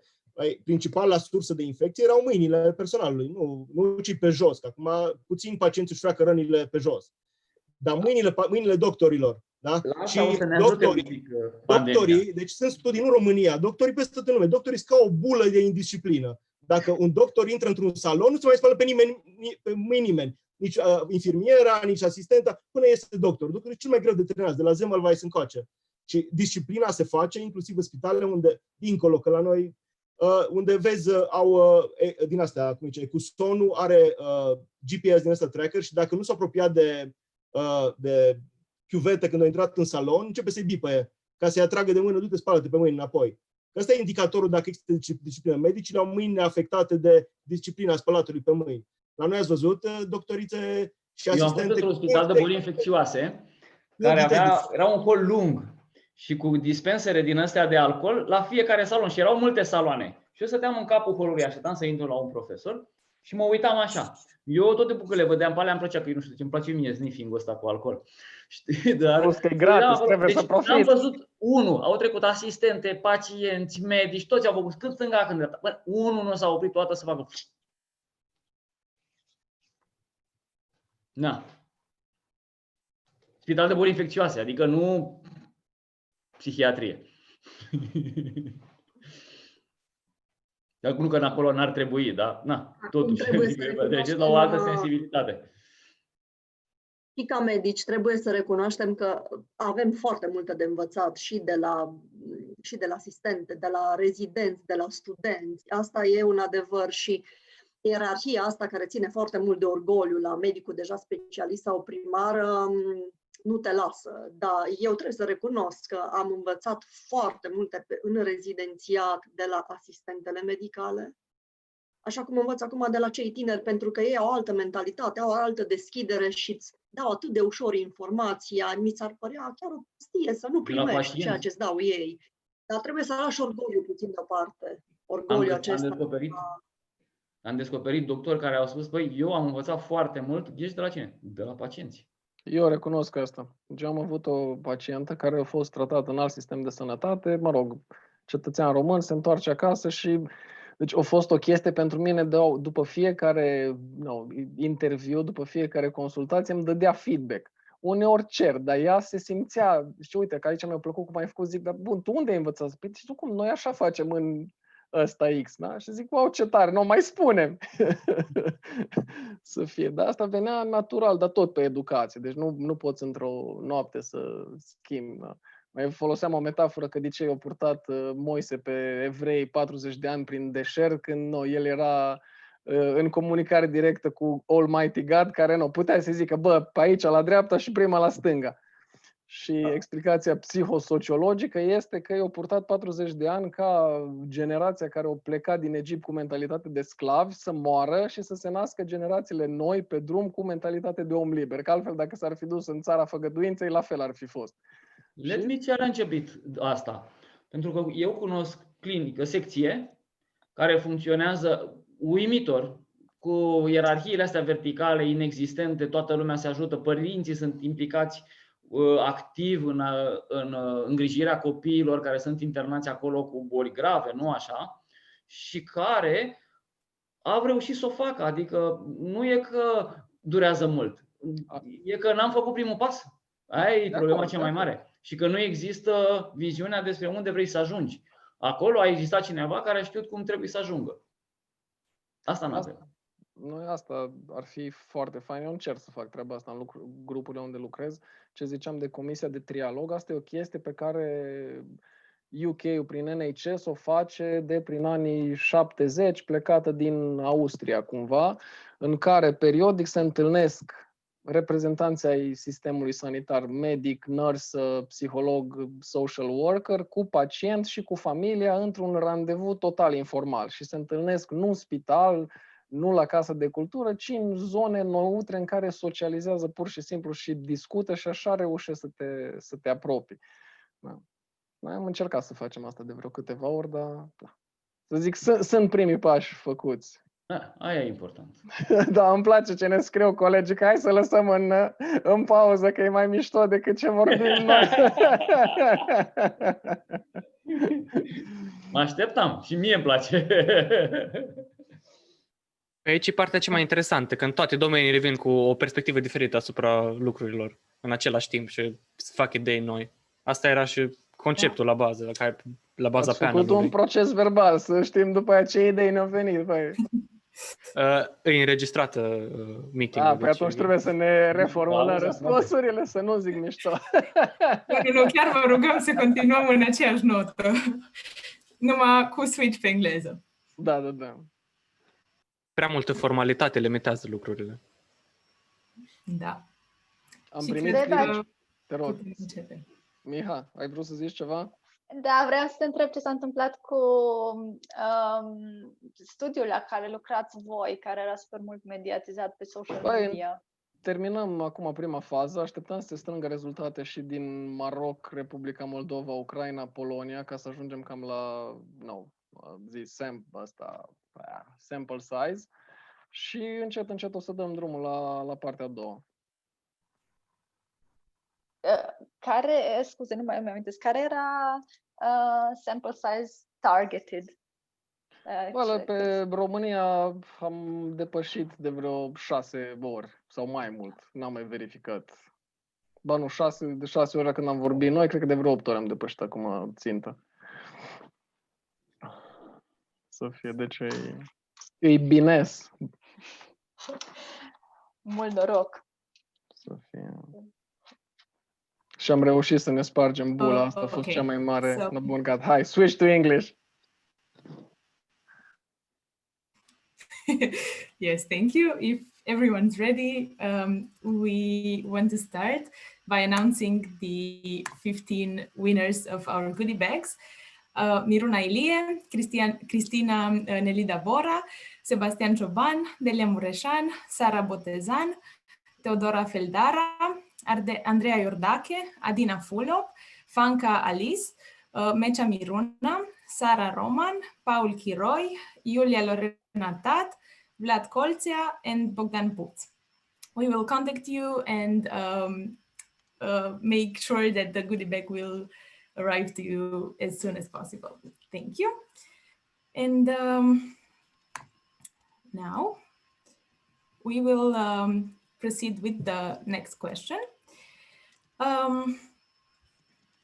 Dr. Andrei Leșan, even if we're in the middle of a pandemic, other medical issues and emergencies don't just stop occurring. How do organ and tissue transplants work in these conditions? Transplant activity is problematic at best every time and always, and not just in Romania, but everywhere in the world. There's a scarce amount of organs available because you have to have brain dead patients declared, and the process needs to be very well thought and very well made. But we were struggling worldwide with transplant even before the COVID pandemic. Now with the COVID in addition to all the medical issues surrounding the transplant activity, we have a much bigger problem now. The problem is not just of the virus infection, because of course it's a complete contraindication to take organs or tissues from patients with COVID. It's not very well defined if there's a real probability of transmitting the virus via organs, but just to be sure, European Commission and international entities admitted a warning about organs and tissues, and they shouldn't be taken from patients with COVID positive testing. The problem is with the declaration of a brain dead patient, because you do not have the tests from the beginning. So people, ICU doctors, key donation person, we call them, in Romania, and it's an international standard method.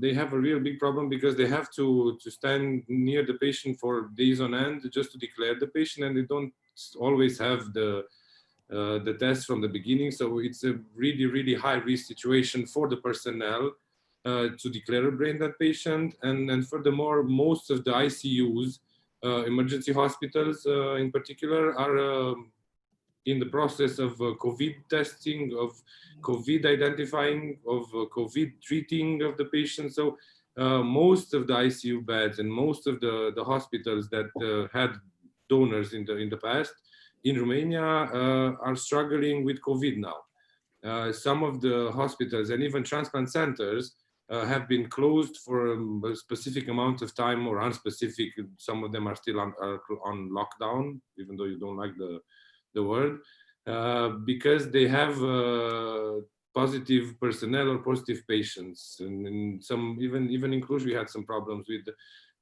the kidney transplant patients, because transplant, the recipient is supposed to be in the final stage of disease. Is supposed to be on a thin, really thin sheet of ice from the beginning, and exposing them to the COVID would certainly be very bad for them. So the transplant has seen a real decrease in the last months. Of course, at the beginning, everybody was scared, because let's face it, everybody was scared of COVID. Afterwards, after a few months, things started again for I think a month or two in the summer. But afterwards, there has been a lot of personnel infections throughout Europe. The European Commission stated a few warnings, and everybody's struggling. But as bright side of things, I've been talking to some colleagues of mine from H.E.A.R.T, from Vienna. They have done a lung transplant after COVID, for instance. We will have in two weeks' time a national congress in pulmonology in Romania, and we will invite him to tell us about the transplant after COVID. So basically, it's a fibrotic lung after a massive COVID inflammation, and it was a young woman. It's already published, the article, and it's looking really promising. Of course, not all of the patients that are really severe will benefit from transplants. That's something to keep in mind. You have to have a specific patient in mind who can benefit the most from transplants, but it can be done. So I don't know, transplant, hopefully things will get better soon, because there are a lot of chronic patients and really ill patients that do not benefit from medical care because of the COVID pandemic. And it's natural, of course, to reorganize for the general population a lot of the hospitals, but I'm sure everybody is working hard, and soon things will have a new normal, and we will work with COVID and without COVID, and we will survive, and things will get hopefully soon better. Thank you. It's really nice to hear, and we hope that too. Thank you. Dr. Armean, these past months have been hard for everyone. So we can only imagine how hard it has been for people with pre-existing mental health issues. Can you tell us a few things about what it is like to communicate with patients who suffer from mental illness during this period? Well, the challenge was how you can show and offer them comfort and support and compassion, because as you know, a clinical interview, a clinical examination in psychiatry can last up to at least 45 minutes, sometimes an hour, and you're not supposed to pass 90 minutes because you'll get exhausted and the client will get exhausted and you won't have access to important information. So thinking of spending 45 minutes or an hour with a patient in this protection phase, it's really difficult because the patient might feel uncomfortable, you might feel uncomfortable for having to spend such an amount of time there. So what I did was use the resources I had at my hand, for example, telepsychiatry, and I did the clinical examination via WhatsApp, Zoom, whatever online communication tool I had access and my patients had access to. When prescribing the medical treatment, I scanned it, photo scanned it, and sent them to them. And by using this telepsychiatry, let's say, I was able to examine in the past week. I stopped counting at 300 medical graduates, future trainees to be, because as you know, in this period, they all have to get their proof that they are mentally healthy. And what I did, I asked them to enter on an online survey where I had screening, validated screening instruments, and then I only looked at the score on the scores, and if there were problems, I could target my questions regarding those specific aspects, elements, because otherwise to see 300 people and vouch for their mental health is a little bit impossible, so to say. So what I want to stress is that technology is here for us to help us, okay? So we can use it. Of course, there are cases when some of the patients might be reluctant because they need that close encounter. But if you explain them, and even so in psychiatry, doing telepsychiatry is very, very much in need, because I can, of course, in other mental health systems, you have access to monitorize the severe adverse events and so on and so forth. But even so, I was used, and I used my patients with this means of communication, for example, from Monday to Friday between 8 a.m. and 6 p.m. I told them, write me on WhatsApp if something comes up, and I would immediately or as soon as possible answer, because otherwise, in order to wait for me to phone you back between my classes and my students and my other patients, it would be very, very difficult. And so I have a track, like a electronic medical dossier, okay, where I up, down, or down regulate the medication. So this can be done in psychiatry and also in other professions also. So this pandemic time was as a challenge, but I think I managed to do it. I, unfortunately, working in the clinical hospital diseases of Cluj-Napoca, the face-to-face access to my patients was impossible. And even with my colleagues, we are working as a team, and we face a lot of difficulties when needing to administer psychiatric medication that may interfere. You have drug-drug interactions, okay, with the medication given for COVID-19. So but also working like this, you had the immediate time of checking out drug-drug interactions online.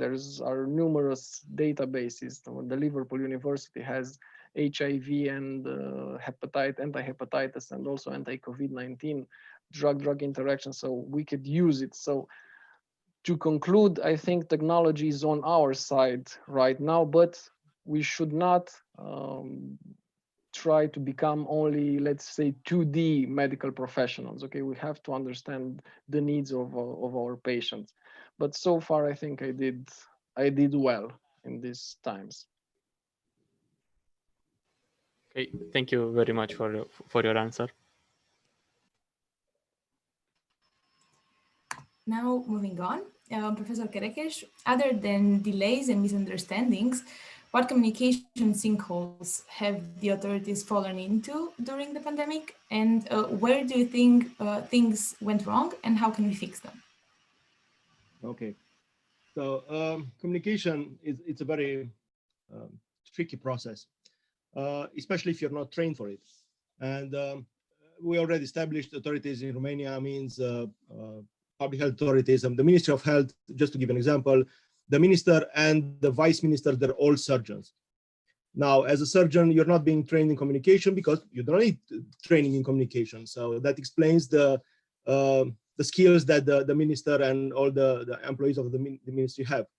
Additionally, if you look at all the other countries around us who do a better management of the pandemic, there is a professional, epidemiology, infectious disease, public health, a communication expert who is the face of the communication. That every day, same time, same person comes on and is able to answer questions and communicates as clear as possible. How are we staying, right? What is the status? Now, if you look at who are the communicators in Romania, well, we have the president, who is notoriously a poor communicator, the prime minister, who is, again, a poor communicator, plus his arrogance doesn't help at all, and the Minister of Health, who his focus is always wrong, the messages are always wrong. Unfortunately, the best communicator that we have right now is Dr. Arafat, who in his very cold way still provides clear information. So it's like, who would you rather have? So you're a patient, you have a very suspicious growth on your body, and you go to the doctor. Would you prefer a doctor who moves around the circle, never tells you exactly what you have, what you should do, or somebody who says, you have cancer, you might live for 3 years, I'm very, very sorry for this? You would rather know what happens, and you know that the person is there. So the communication is really, really important. And but there are solutions. There are solutions to this. Every 4 years, there are teams of experts in communication experts who are being employed to convince us to vote for one candidate or another candidate. People who put hot peppers on electoral posters, and I don't know what's this year in trend, maybe the zucchini or other kind of vegetables. But those people know how to get to us and convince us to, based solely on a promise, on an empty promise, to actually go and vote for some people. Those experts in communication could be employed, and working with the teams of doctors and public health professionals could tailor messages of communication. Now, the reason the population is believing all those fake news, fake conspiracy theories, all those things, is because those are very constant. I mean, a person who is delusional in his dream of an evil conspiration against himself, that conspiration is going to be very constant over time. While the messages from the authorities, it's important to wear a mask. Well, I'm not wearing a mask all the time, but it's important. If you look at pictures with our prime minister with the mask, with his nose out and in the mask, there are a lot of those. So they're not being consistent in their messages. They don't employ specialists in communication. Every single hospital in the country should have an expert in communications expert. Doctors are not being trained to communicate with the public. Public communication with the public is a very different process than communicating with your peers. And even communicating with the patient, the training in Romania is not adequate. And if you feel like you've been trained properly in communicating with your patients, I'm talking to the panel, trained properly in your medical education, raise your hand. There you go. So I certainly wasn't. And I know the experience of a lot of my colleagues who just delivering bad news, like telling a husband that his wife died. You're not being trained in empathy. You're not being trained how to deliver that. You're not even being trained how to protect yourself, your mental health, from the damage that delivering this kind of news has to people. So I believe that we should move the paradigm. In the medical system, the paternalistic approach is still there. So a lot of patients are not being told their diagnosis because they cannot handle it, right? So sometimes their family might know that the patient is dying, but not the patient himself. So this is very similar to the way the government is treating us. The government is treating us like we would be kids. They're not telling us everything, for us not to worry. But the problem is that if you're not giving all the information, you're not being told every single thing, doesn't matter how bad it is, your imagination will go wild. Remember, you saw a horror movie and then during the night entering into a dark room, oh, your imagination went wild. Your monsters are much, much horrible than any horror movie. And people can project horrible things. I've been hired as a consultant by several private schools in Cluj. And one of the advice I give them, whenever there is something suspicious, write a message on WhatsApp to all the parents. Don't let them go amok, because they will know. They will say they're hiding something and be worried about their kids. So if a kid has suspicious symptoms, they would write in 1 hour, we have one kid with suspicious symptoms. This is what we're doing right now. We're investigating. In 1 hour, we come back with the, so they would drive the political, the agenda, the communication agenda. In Romania, the communication agenda is being driven by the media, who feels there are gaps and tries to cover them in their own horrible, blown out of proportion way. It's not being driven by the government. So yeah, sinkhole, that's a good word. Yes, left me speechless a bit. And I think I'm not the only one here, yeah. Dr. Katana, since there are many similar symptoms between COVID-19 and the common flu, is it possible for similarities to exist even in molecular testing? And how do you make the differential diagnosis to rule out the possibility of a simple flu?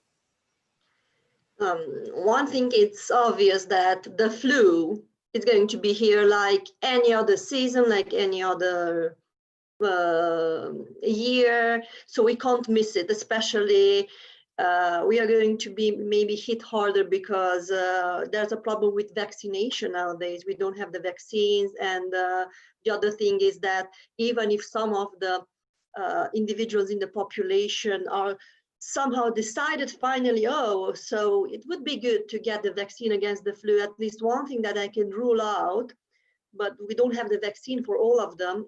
For us as geneticists or people working in the laboratory, it's really important to rule out the possibility of misdiagnosis and have the possibility for differential or proper differential diagnosis between the flu strains, the flu viruses, and the SARS-CoV-2.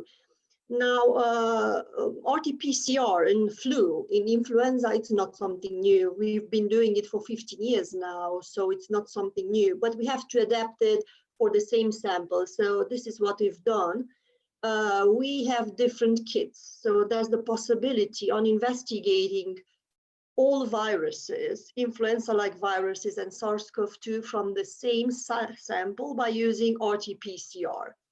The only thing that's different is that in the same reaction, we add the primers. So this specific targeted fluorescently labeled primers that are different from SARS-CoV-2 to flu type 1, to influenza type B, and so on. So it's going to be, it is really specific and really sensitive. So at this point, we have the possibility, even in Cluj, to have the molecular differential diagnosis between flu, the pandemic flu, and SARS-CoV-2 by using the same sample from the same patient. And I don't know if this other solution is going to be something available for all patients, but we also have the possibility in our laboratory to rule out other infectious disorders that have, let's say, tropism for upper and lower respiratory tract, like rhinoviruses, like SARS-CoV related. So we have a kit, a specific kit that could rule out other infectious disorders, bacterial or viral infectious disorders. But I think what's really important that at this point, everyone should have access, especially starting from November or December, to have this differential diagnosis. Now, I'm not a clinician, I'm not a pulmonologist, but I understand from my colleagues working in the clinics that there are sometimes serious differences in the clinical management of flu and SARS-CoV-2, even if we don't know everything about SARS-CoV-2, but I know that the medical management is somehow different. So it's really important that we should know from the beginning, is it the flu or is it SARS-CoV-2? Because it could make a difference not only for the patient, but also from an epidemiological point of view, and it could be really different also for our colleagues working in the clinic. So yes, at this point, we have tests Yes, and hopefully, I don't know, the government would get involved more, because the DCP only ask for SARS-CoV-2 test. It would be really good if they would introduce this other test, because I don't think SARS-CoV-2 is going to be enough. There would be patients with SARS-CoV-2 negative test, and we can't just say, okay, if it's negative, then it must be the flu. No, in 2020, if there's a possibility for a molecular targeted diagnosis, we should do it, or this is my opinion. I hope I answered your question. But yes, we have the test, and we should use it. I mean, we started using it. At this point, we don't know about the flu in Romania. Yes, and if there are cases of flu, we are waiting for the response of the authorities to tell us, do we have it, or do we have to wait a few more weeks? But we are prepared to have the differential diagnosis anytime that we should do it. Thank you. Thank you very much for your answer. And I would like to remind everyone that the Q&A section is coming soon, and you can upvote questions, and we would start with the most popular questions. Yes, now a question for Dr. Sava.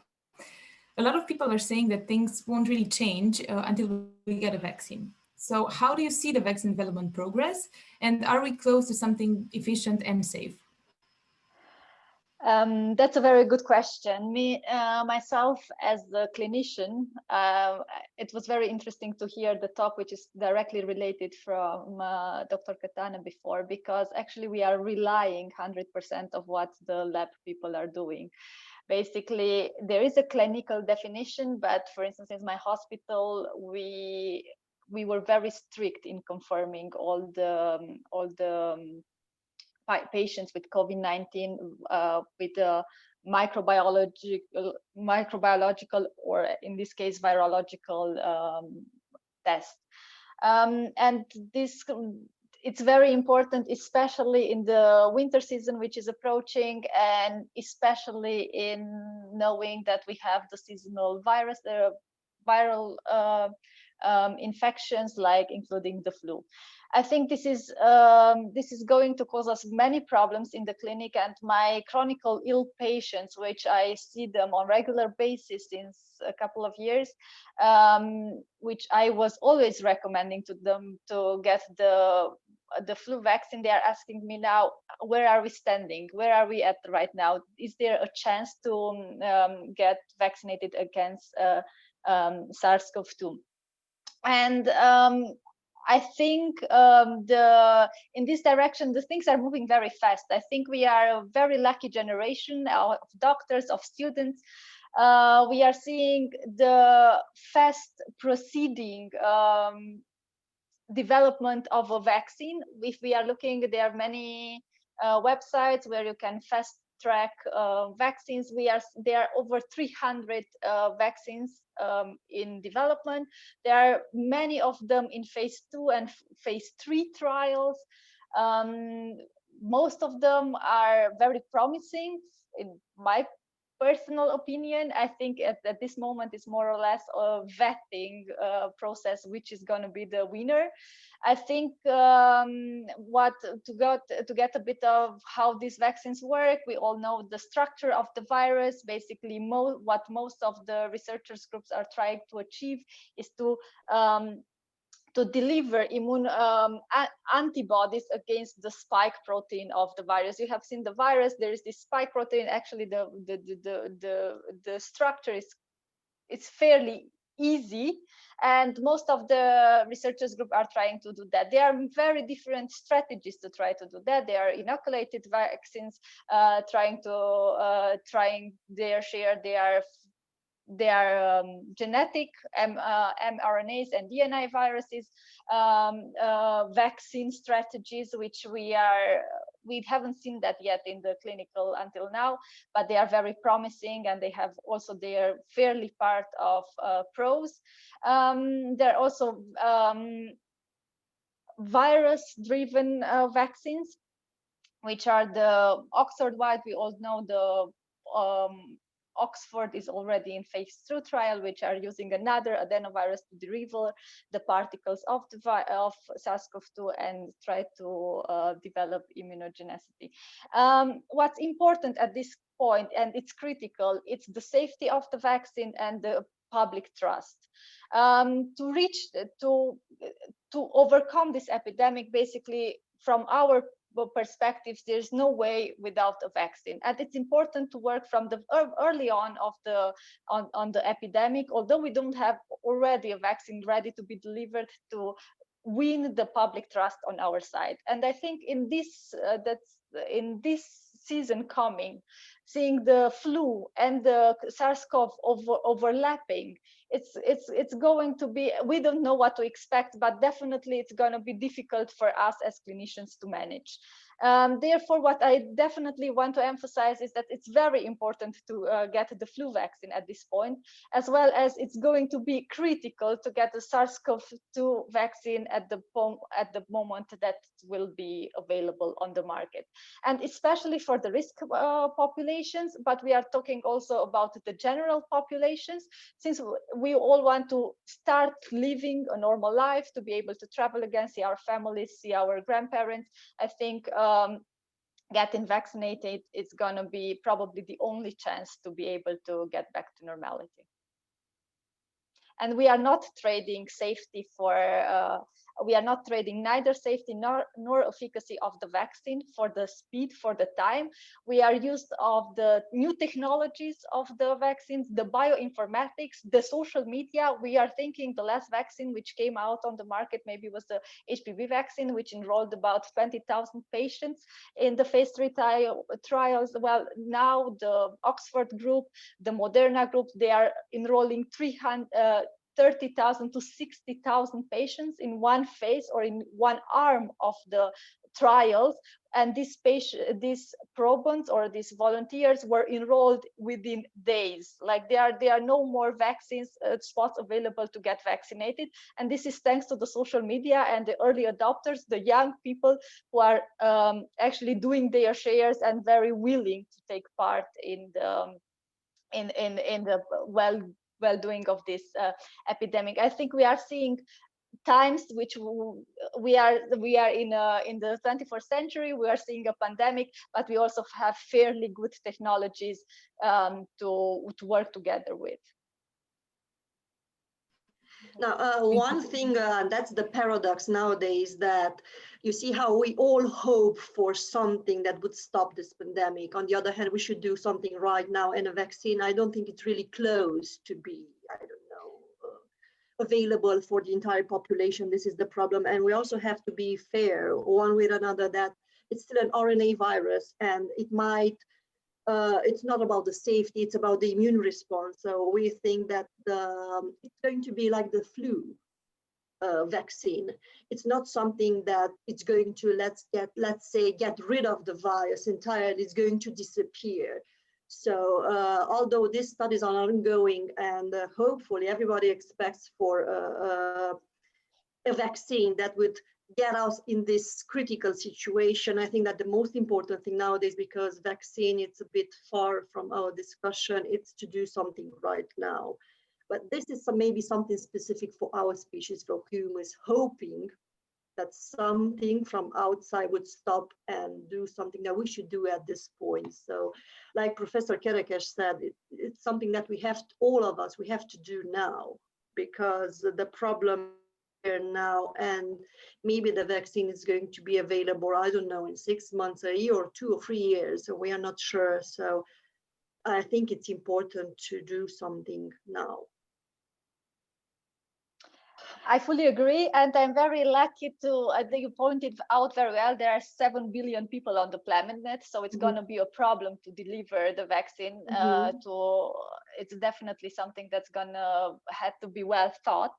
The thing is, I think, of course, everyone should do their shares, and I think it's important not to lose track and to focus on one thing only. Of course, at the moment, as we are seeing, a lot of new data is coming up all the time. We have to adapt while doing every day. And it's also important that, as well as important is the clinical work, the well care of our patients, it's important that the epidemiological data are gathered so we can follow up on them, and then later on we can adapt even better, learning from our own mistakes or things that we've done well. And as well as important it is like to that the people working, like the biologists and people working on this over 300 researchers group, that they do their share and they work on a vaccine, so to have a solution as soon as possible. I think these are all complementary work which should be done in the same time, and hopefully get to a good result anytime soon. But indeed, the vaccine is not directly here, but as we well have seen, there were previous vaccines which were not well received, especially in Romania. I'm living abroad, but for instance, Switzerland already bought in advance, already betted on the vaccine of Moderna. I think it's a bit political, but and we shouldn't get into this, but they betted basically on this vaccine, and they already made sure that there will be quite a few doses for the Swiss population. I'm working and living in a very early adopting system. We also were the first one to enroll in the solidarity trial. So every new data, we were one of the first ones in Europe to administer convalescent plasma. We are people who are early adopters, and the ability to adapt, I think, brought us forward. I think our patients really benefited from the fact that we were so keen on critically trying something new and trying to do the best for our patients. I want to add something, even if short, I'm going to be short. So even if the vaccine will be available, we have a huge problem in Romania with distribution and administering the vaccine. We have been traditionally very ineffective in distributing the vaccine. The anti-flu vaccine, it's not yet distributed in the population, and it takes months. And that's a simple vaccine, not a vaccine that has to be kept under 0 degrees at all times. So if in other countries they're projecting that will take at least the whole next year for distributing and vaccination, in Romania it will take 2-3 years at least, which is means that this is going to be the standard for the next 3 years. Agree, totally agree, unfortunately, but this is the reality. I think we can get into that a little bit more in the Q&A section, because there are some questions related to that. But the final question we have that is pre-prepared for Mr. Iordache, it's something that was also touched upon a bit during the break, because these things have a tendency to bubble up anyway, no matter where the conversation goes. With most medical education happening online, depriving medical students of interactions with patients, what do you think can be done to compensate for this gap in experience?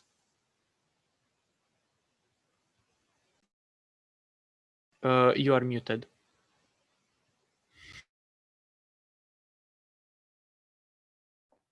Not anymore. Okay, so looking at these times, they are very special, and I think students are affected on that. And what I'm going to speak here are 3 things.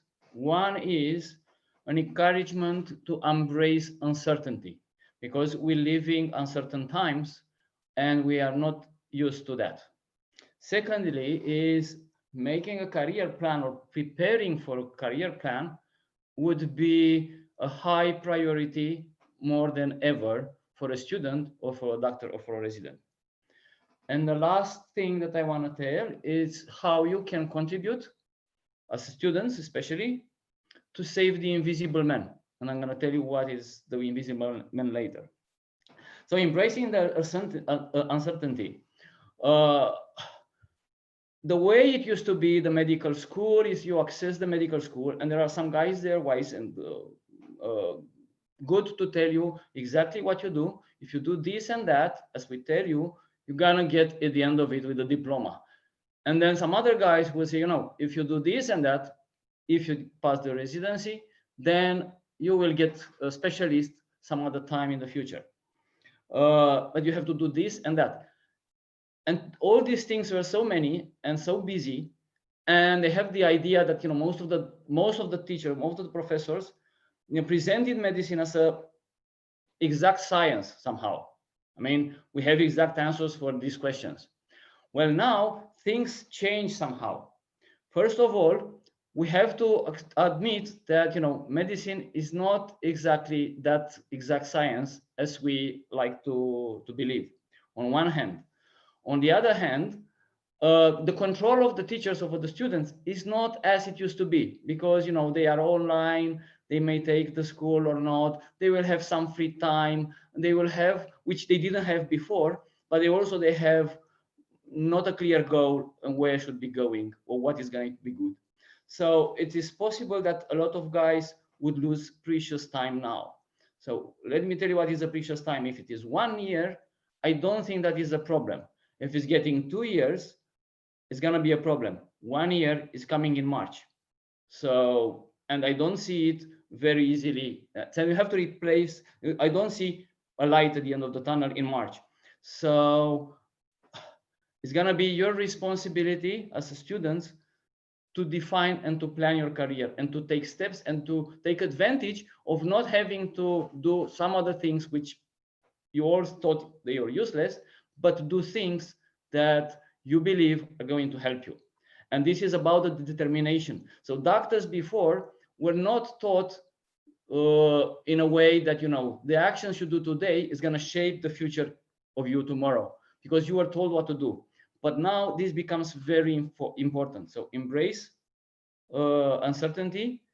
Nobody knows how it's going to be their Christmas, New Year party, skiing holidays. Nobody knows these things. You have to live in the moment, which is very important, not to postpone anything by the time it's over, because it's going to be, we don't know when. Okay. And live in the moment, but also plan for the future.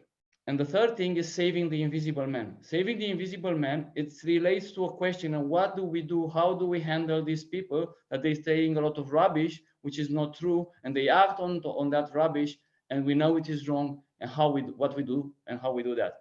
So I would answer the question later, but I will tell this is very important. And it is very important because now you have the chance, without being in charge, to practice kind of communication skills that would prepare you to be a better doctor. So in the past, if you are sick, you go to the doctor. In the present, if you are sick, maybe you go to the doctor.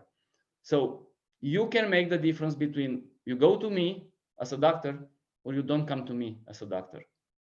Okay? And this is very important. An invisible man is a neighbor, a friend, a relative of somebody who, for example, yesterday I got a call from a friend who was supposed to go and make some schnapps with somebody who was under a severe surgery and he could not handle the heavy stuff, so he was going to help. However, it appeared a situation in his family that some person was suspected to be COVID and they had some antibodies. She had already some antibodies, and she asked me, is it risky or it is not? And I have to explain, the risk is very low that you will transmit something, but the damage can be very big if you do, because that guy has gone to a serious condition. So maybe just by telling him this, it may mean that on the other hand, some invisible man was saved. And the way you approach it, and it needs a lot of diplomacy, because the feeling, I'm going to finish soon, the feeling that you have when you talk to people that are alike or unaware with medicine is like, hey guy, I was studying 2 years, 3 years to access the school, and then I was studying so much and this, and don't tell me this shit. And it's not going to work. And you have to be ready to confront the people with wrong beliefs. So I know a teacher, a university professor, whom I admire, but it's not only me who admire, a lot of people, all of the people in that specialty had a special admire this guy, especially. And this guy has died a month ago.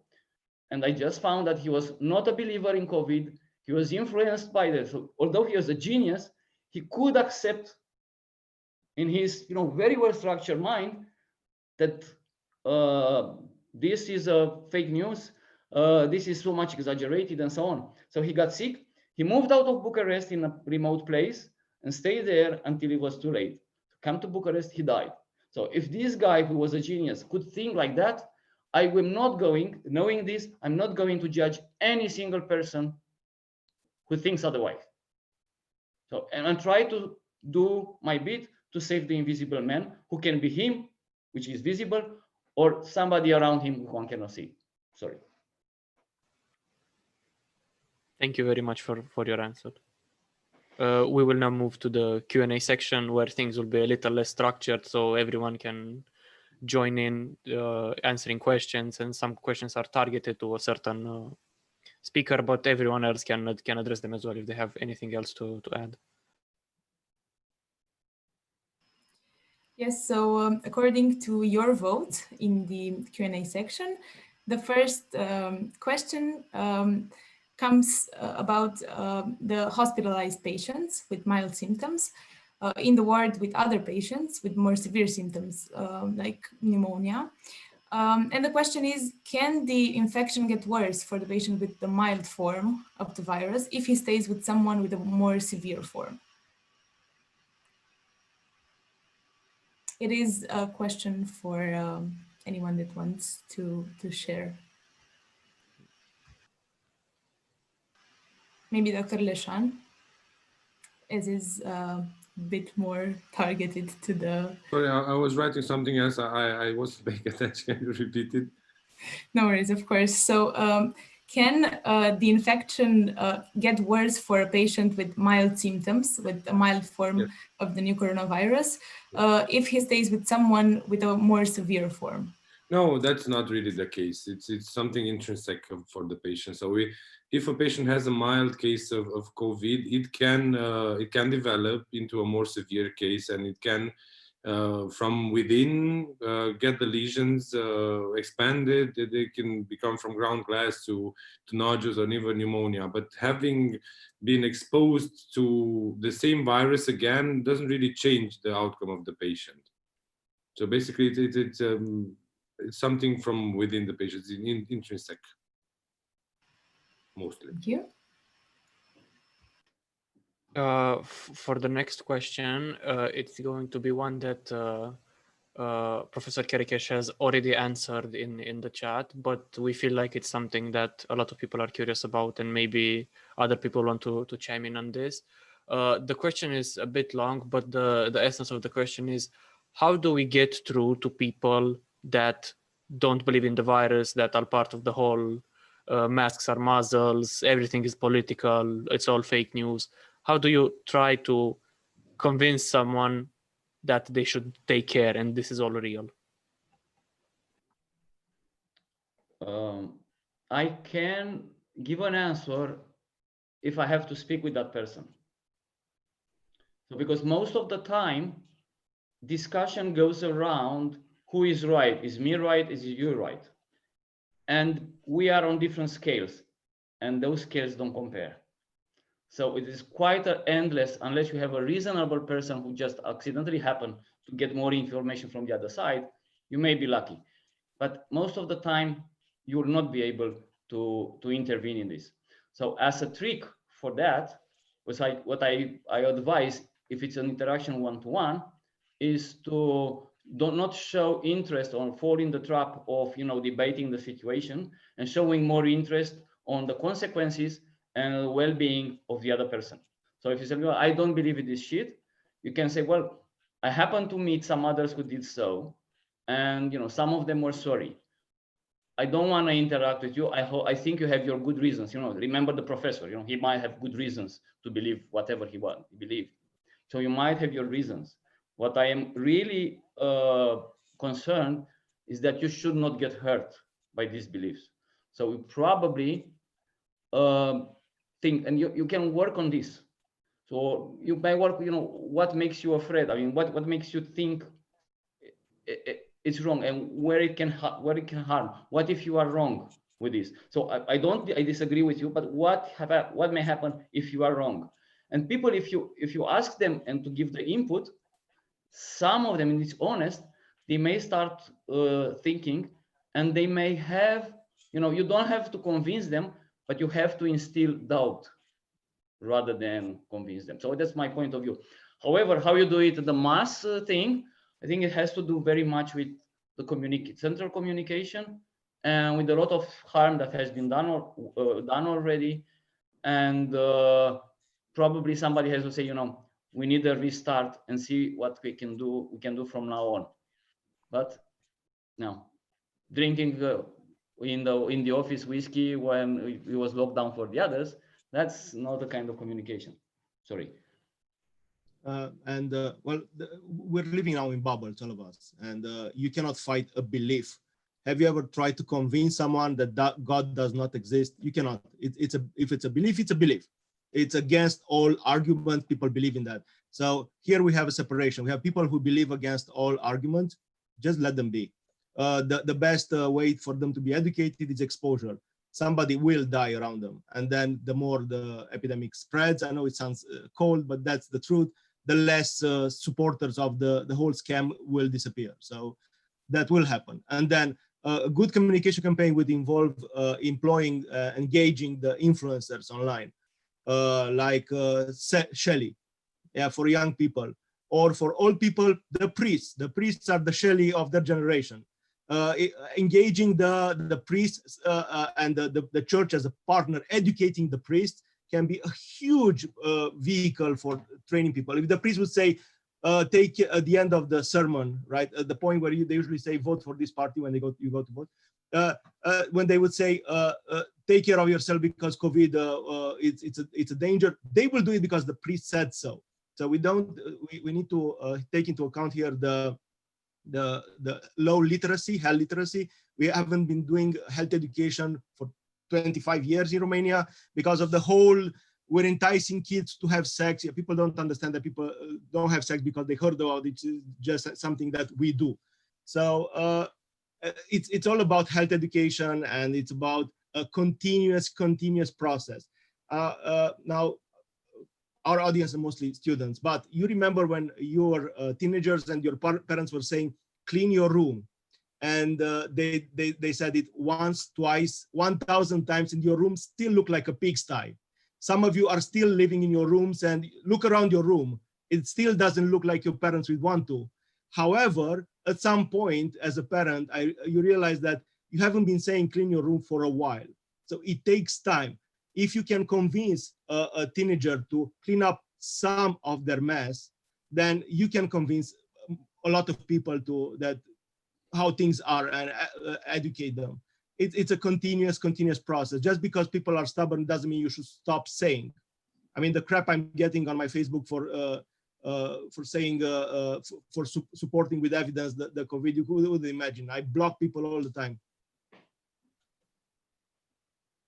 What I can tell you also from my experience, since I'm seeing outpatients in the clinic where I'm working, like with different infectious diseases, like including HIV, many of them like very young people and young professionals, and from different layers of the society. What all these people have in common when I see them on regular basis is that they have fears, and their fears come mostly from not really understanding or not really meeting their needs to understand where we are standing. I think although here in Switzerland there were very, very good campaigns of informing the population, communication was one of the key, played the key role, and we knew it from the very beginning and we took it into account. I see people that some of their questions were not answered to this through the campaigns or through the internet. I had a very cute patient the other day. She's like 28, and she came for a completely different reason in my clinic, and she asked me, may I ask you a question? Is it true that if I wear this surgical mask, like the type 2 or type 2R, what we are, I'm not protecting myself, I'm only protecting the others? And it was completely unrelated to the problem she had while she was seeing me, but I took the time to explain to her what's the difference, what masks can do, what do we try to achieve by wearing a mask. And she was so thankful. Like, I think we really missed a key message to pass on to these people. So I think it's true, it's a big part of the beliefs, but many of these beliefs we can explain them via science. Why to wear a mask, how to wear a mask, what does prevent it for. It's not from this pandemic that we have all this information. We knew this years before. Thousands of studies have evaluated masks before. So we have all this information. We just have to find the right tools, and it's about communication, as Mr. Kerekes was also saying. How do we actually really pass this message to the population?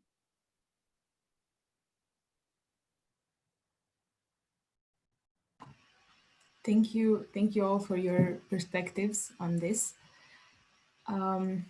We have a lot more questions here.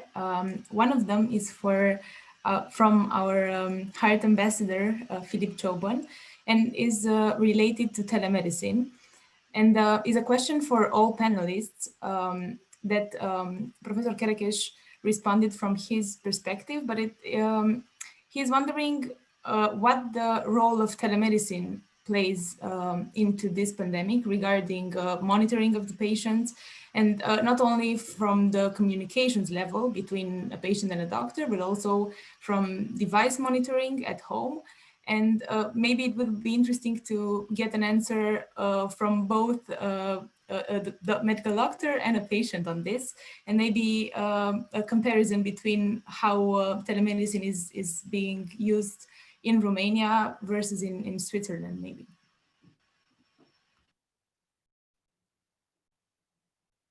Now, telemedicine somehow saved my clinical practice, because I'm also a doctor in the Institute of Oncology of Cluj-Napoca. So most of my patients undergo chemotherapy or radiotherapy. So they are quite sensitive on developing severe symptoms in COVID-19.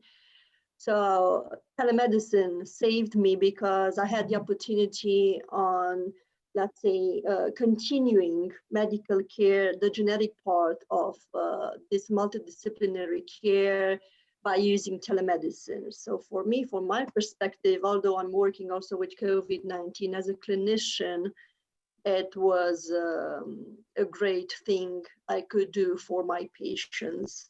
Staying, let's say, face to face, they managed to see me.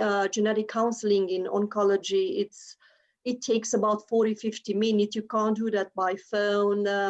I saw that it's really important.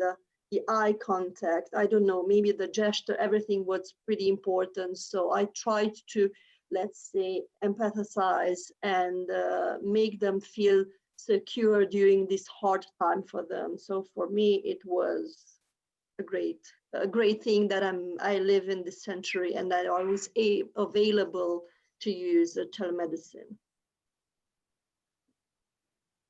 Well, if I look to my perspective, it was pretty much, unofficially enrolled in a telemedicine project, because I kept contact with some doctors. I got some devices to monitor myself, and this is it. And it helps, and I think it rushes the process of uptaking telemedicine, because it would have taken a lot until it would start flying. On one hand. On the other hand, and coming back to living with uncertainties. So before, there used to be karmas for the doctors. You cannot say about not karma, sorry, like big lozinci, how to say. Because you cannot decide on a patient until you see it, until you touch it, and until you do the physical examination and so on. Although, I mean, that was they said, although most of the encounters were not involving physical examination routinely, but now the patient is not there, and you have to take some decisions, considering that it might come soon, the possibility to have a physical examination, to consider whether that is going to be relevant or not, or to take a decision without that physical examination, which is increasing working in uncertainty. So this is what I think that doctors should prepare. You should prepare to work with more uncertainty in the future. I think I fully agree. Here in Switzerland, we actually telemedicine is not something new. We have in small parts. We already implemented in different bits of medicine. Radiology, for instance, is since a while working remotely, and many other fields.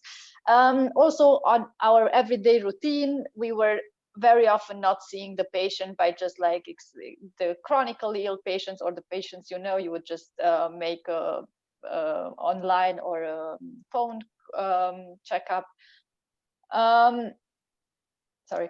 Yeah, and what I wanted to say, well, us working in the clinical setting, for us as infectious diseases, I told you we are about 15 people which we had to split in small teams working on epidemiological manual, training the colleagues, and so on. We had so many different tasks to cover. We realized that we cannot see the patients. We didn't really have the resources necessary to see the patient. So how the hospital which I'm working at is constructed, basically all COVID-19 patients were hospitalized in the internal medicine wards, where were seen by the internal medicine colleagues, and us as infectious diseases, we would initially see the patients on conciliar based, it's called, like your counseling, but then we realized that we didn't have the resources anymore. So we translated this very fast into a sort of telemedicine. Basically, what we would do, we would monitor them. We had even a very nice dashboard, which was created by the colleagues from IT in a very fast overnight, basically, which was actually giving us alarm for the patients, which we presetted some parameters which were important to us, like vitals and lab tests, which was showing us different degree of alarms. For instance, this patient is good enough, can go home. This patient is not very good, check on him, maybe he has to end up on the intensive care unit. And we realized that actually we don't really have to see the patients, because we saw we see him, all the lab tests, all the imaging, everything what was being done. The nurses who are going in, they are already documenting quite well the clinical evolution. So we just started basically doing telemedicine, and to the extent that actually it transformed, that we realized, as we know, the most accidents with protective equipment happens when you leave the room and when you are taking off the gloves. That's when the most clinical personnel is getting infected.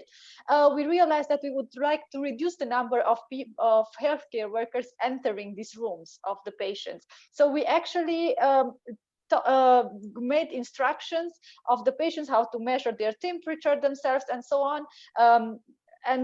We are still working on a project. It's a pilot project, but we are trying to extend it, and it works very, very well. I told you we had over 200 something patients, and we didn't fail. We didn't have the feeling that the fact that we didn't see the patients, of the fact that of seeing the patient would have added something. And as far as I know, at the public health level, at the Basel-Stadt, they are providing patients with all sorts of devices which are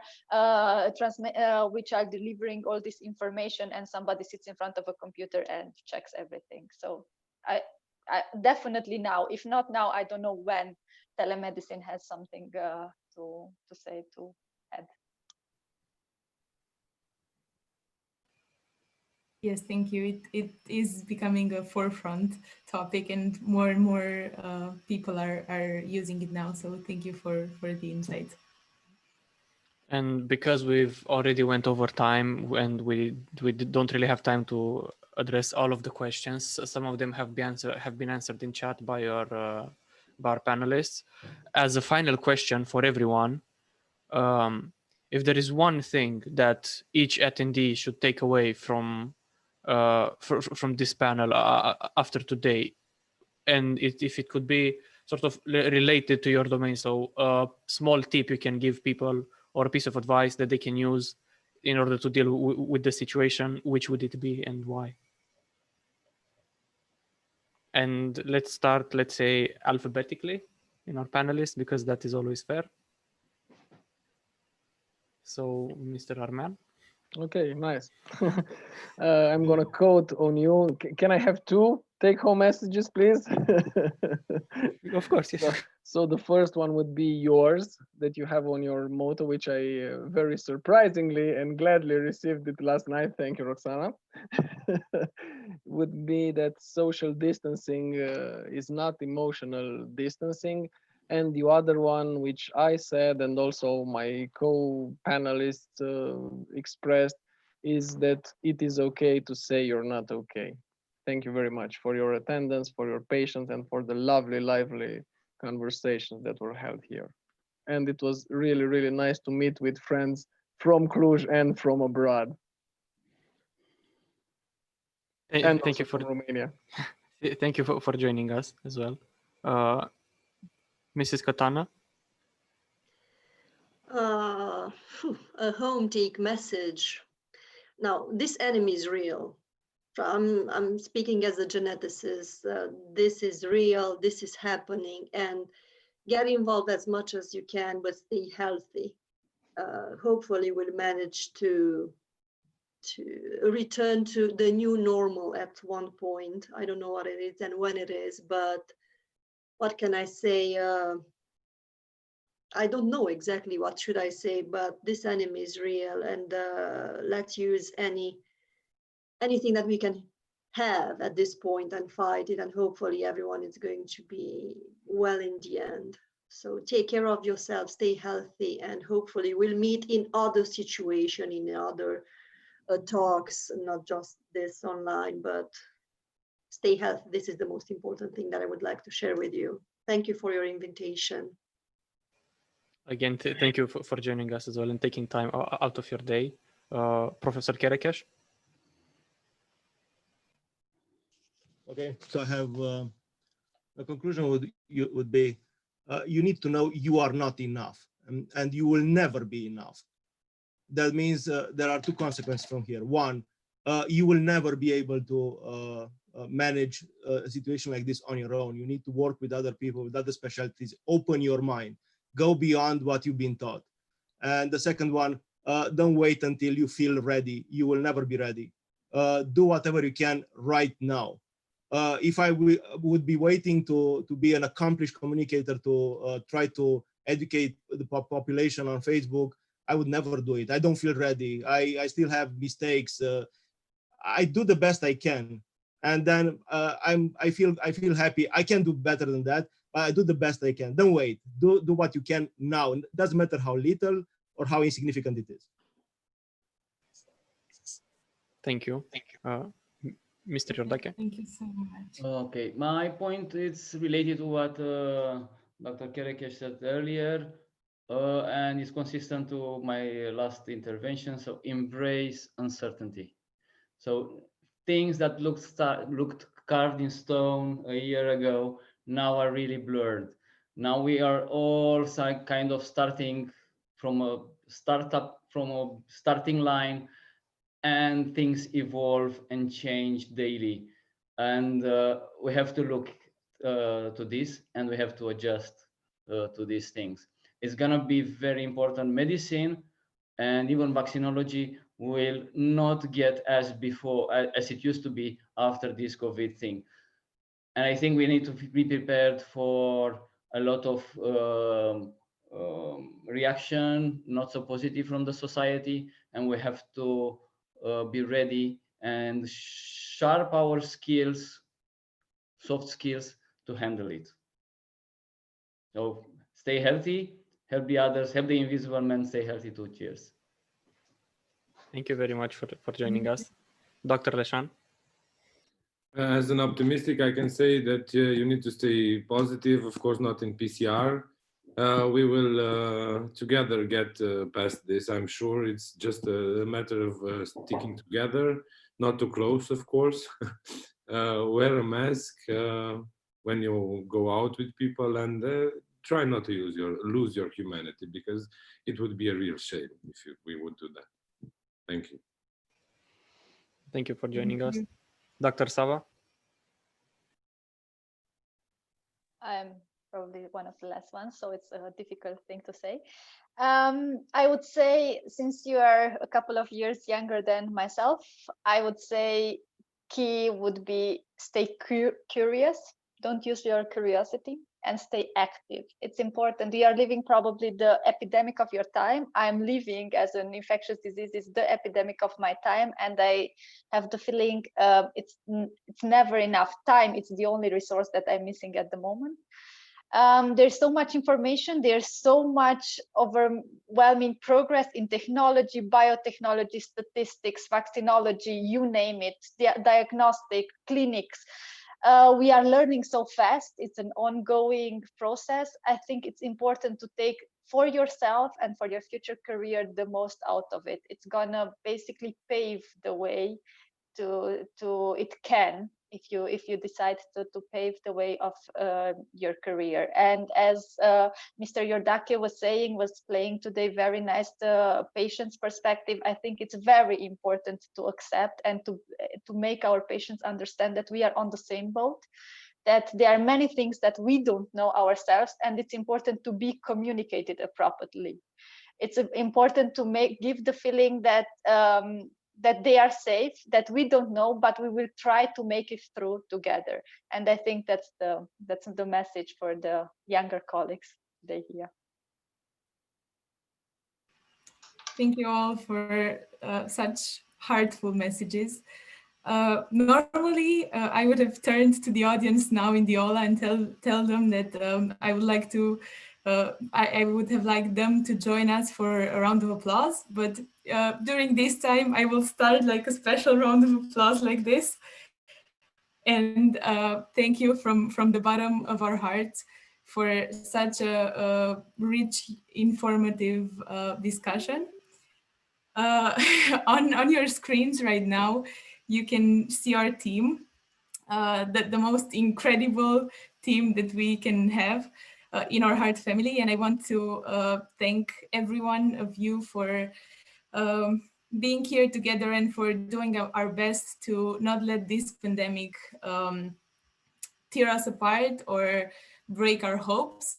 And I think we are really grateful today for sharing this time with you, with such oh,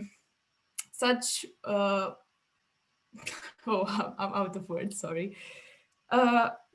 With people that are so close to our hearts, specialists, each and every one of them in their own field, but bringing together a perspective that we really need right now. So thank you a lot, and keep in mind that even though we have to be socially distant, we really can be emotionally close, and as we have demonstrated it today. And for those, as the winners of the raffle will notice when they receive their prizes, and the speakers already know, there was a little bookmark in there with this message, but there was another one that we thought of only after everything else was finished, and I think it's highly appropriate after today's discussion to reveal this design that we had in mind, which would address a lot of the interese mari la mijloc that are involved in this pandemic. This is a really, really good one. Nice. If you want, we can publish this design on our page, and everyone can download it and print it themselves. Yeah, for sure. Yeah, you should do that. You have the courage. Congratulations. I think that they are the first to be aware that there are interese mari la mijloc. Yes. First to say it out loud. Yes. So yes, we apologize for not going through all of your questions, but we will try to get each and every one of them answered if they were not answered in the Q&A section.